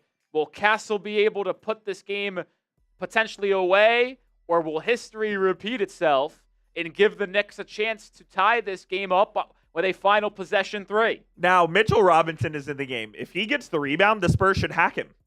Correct. Immediately. Now, I will say they'll be so quick in calling a timeout. I know, but still. I don't even think they'll have the opportunity to. Castle to potentially put this game away. Look at the assistant looking at the official already having the tee up. Castle makes both. Timeout Mike Brown, they'll advance the ball. Already? What? The official had it up already. Not the official. The assistant was literally like this. Like, he had his hands like this. 5 feet away from the official. So Mitchell Robinson got it. Boom. That's smart. That's good coaching. Good coaching, but indeed. Nonetheless. Castle, unlike the young Kawhi Leonard, which you could argue there's a lot of similarities in those two players' games this early in their career. That was nails from him, though. Castle was nails. Kawhi was not. Underrated part of Kawhi's career. I mean, I get it. He's like in his 3rd year of his career. But like people, he might have been a 2nd year. I can't even remember at this point. But people like say Kawhi's the most clutch player of all time. If he makes a free throw in the final 10 seconds against Miami in Game 6 of the 2013 NBA Finals, the Spurs have a championship. Back-to-back? Well, you don't know how the next year would have ultimately won out. Yeah, you guys might have won that one. I would probably have guessed Miami would have won that one. I felt like those teams were destined to split. Although I would argue, I don't even know why. Like, the Spurs were very good, but like old Tim Duncan, old Tony Parker, they had no business beating. I mean, they had a really good team. Like Boris Diaw, Danny Green went nuclear. Ginobili off the bench still, young Kawhi Leonard. But they had no business beating prime LeBron, Bosh, none. Wade, Allen, Battier. Like, what? By the way, have you heard that soccer thing going nuts all in the game long? Yes, I have, actually. It's been crazy. Like, they're cheering so loud, I can hear them through the headset. And for them to be that loud to where I can hear them this high up through the wall, through my headset. I mean, you can hear the music, too. It's crazy. What do you do here? You just got to get a quick 3 up. Like, because, like, the quickest you can even score here is with, like, 3 seconds. Having a hard time getting it in to Bridges. Bridges, fall away 3. No good. That's going to do it from Game 3. The Spurs keep their season alive. Well, don't foul them. The Spurs, if the Spurs were smart, they'd run all 5 guys to their own offensive end. Don't even play defense because the Knicks can't even get a shot up and make one. There you go. OG at the buzzer, no. Spurs get a win on the road. 115-111. If the Spurs went down 3-0, it would have been over. Instead, they go on the road and take one from the Knicks. A home team has yet to win a game in the NBA Finals. They say the finals doesn't start until a home team wins. Your leaders tonight, Victor Wembanyama with 32 points, 8 rebounds, a monster game from the Frenchman for San Antonio. Jalen Brunson finished with 32 himself. He was just 11 of 25 from the field, though, to go along with 5 rebounds, 5 assists, but 5 turnovers for the Knicks point guard as his shooting struggles continue in this one. But San Antonio, when they needed it most, their best player was their best player. They needed it. And they got it. Stephon Castle was also sensational tonight for them. 23 points on 8 of 14 shooting. Made the huge 3 there late in the 4th as well. One of the stories of this game tonight. And then De'Aaron Fox with the biggest bucket of his career down the stretch. Able to stop and pop there from the free throw line to give the Spurs the 2-possession game. And they were able to see it out from there. He was otherwise not very good in this one, but he was great when he had to be. And credit to the Spurs, man. Again, back against the wall. They were able to get it done, and we're going to have at least a Game 5 in San Antonio Saturday evening.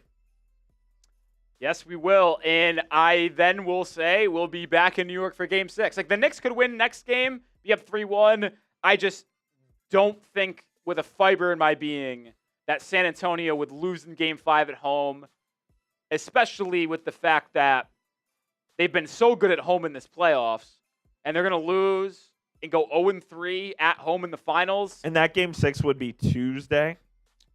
Yeah, because then there's 2 games in between every game from game 4 on. Like, we have 1 game off or 1 day off in between games 3 and 4, like we had with games 1 and 2. But anytime we change cities, there's 2 days off in between. How about a potential Game 7 and the United States World Cup game going against each other? Really? Well, I never understood why the NBA scheduled Game 7 on Sunday, or Friday, excuse me. It's never been on a Friday. I don't think it's ever been anything on a Sunday. Correct. Like, no joke. In my correct. memory, I have never seen an NBA Finals Game 7, even like if it didn't happen, be scheduled for not on a Sunday. Correct. I don't understand why this is happening. But yes, if it did go to a Game 7, the United States versus Australia It'd be next Friday. Yep, and Game 7 of the finals.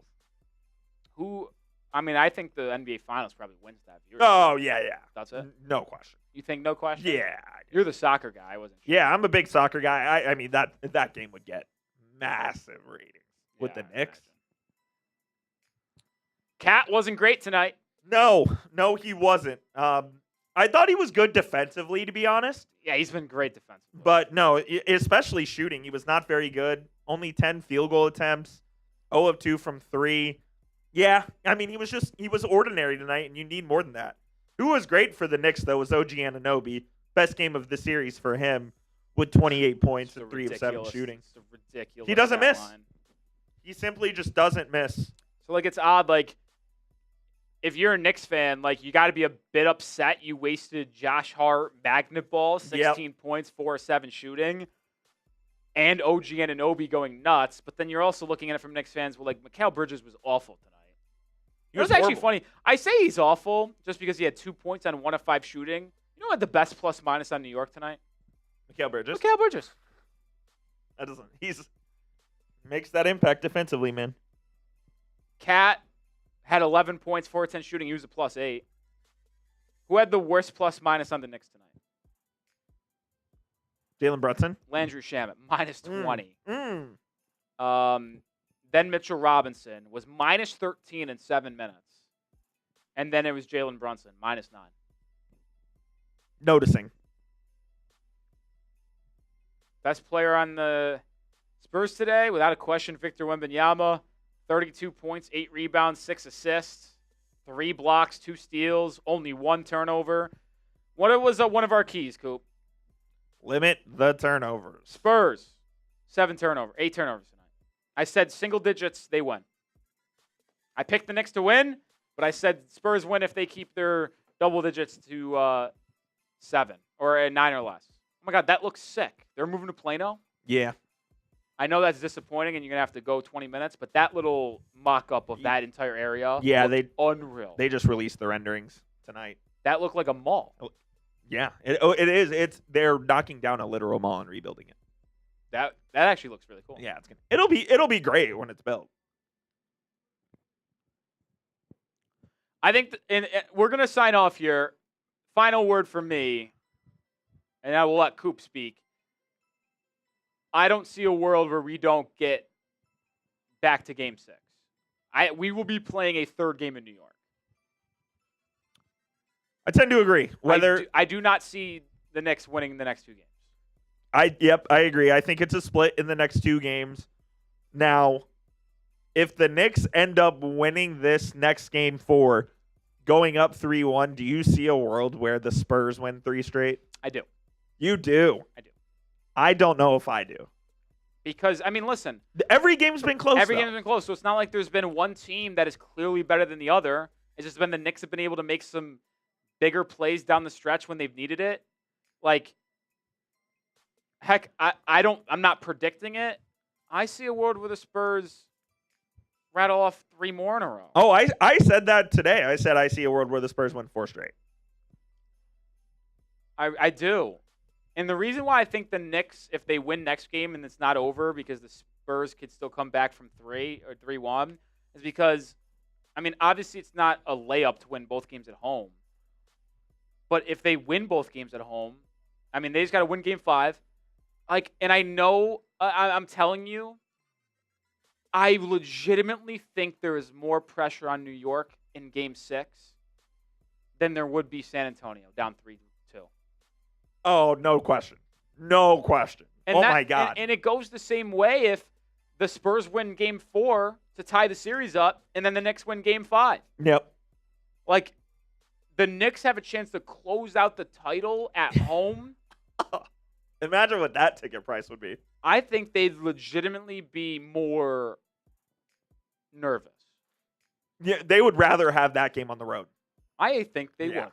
which is maybe more, maybe making my opinion change for Game 7 in San Antonio. Man, I hope we get there, but if that were to happen. You know what? Oh my God, I'm still on Spurs in 7. I've been on Spurs in 7 the whole That was time. that was my pre-series prediction. Are we gonna do 2 streams on the same channel? What? Spurs, the finals and World Cup, I feel like one of those is getting canceled. and it correct. So there's just a 0% chance we're gonna do 2 separate streams on the channel. We've done that before. I just feel like that's No, I agree. All right, that's gonna do it for tonight's stream.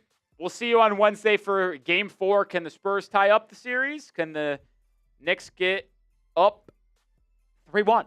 We'll find out. For Coop Rowley, peace out.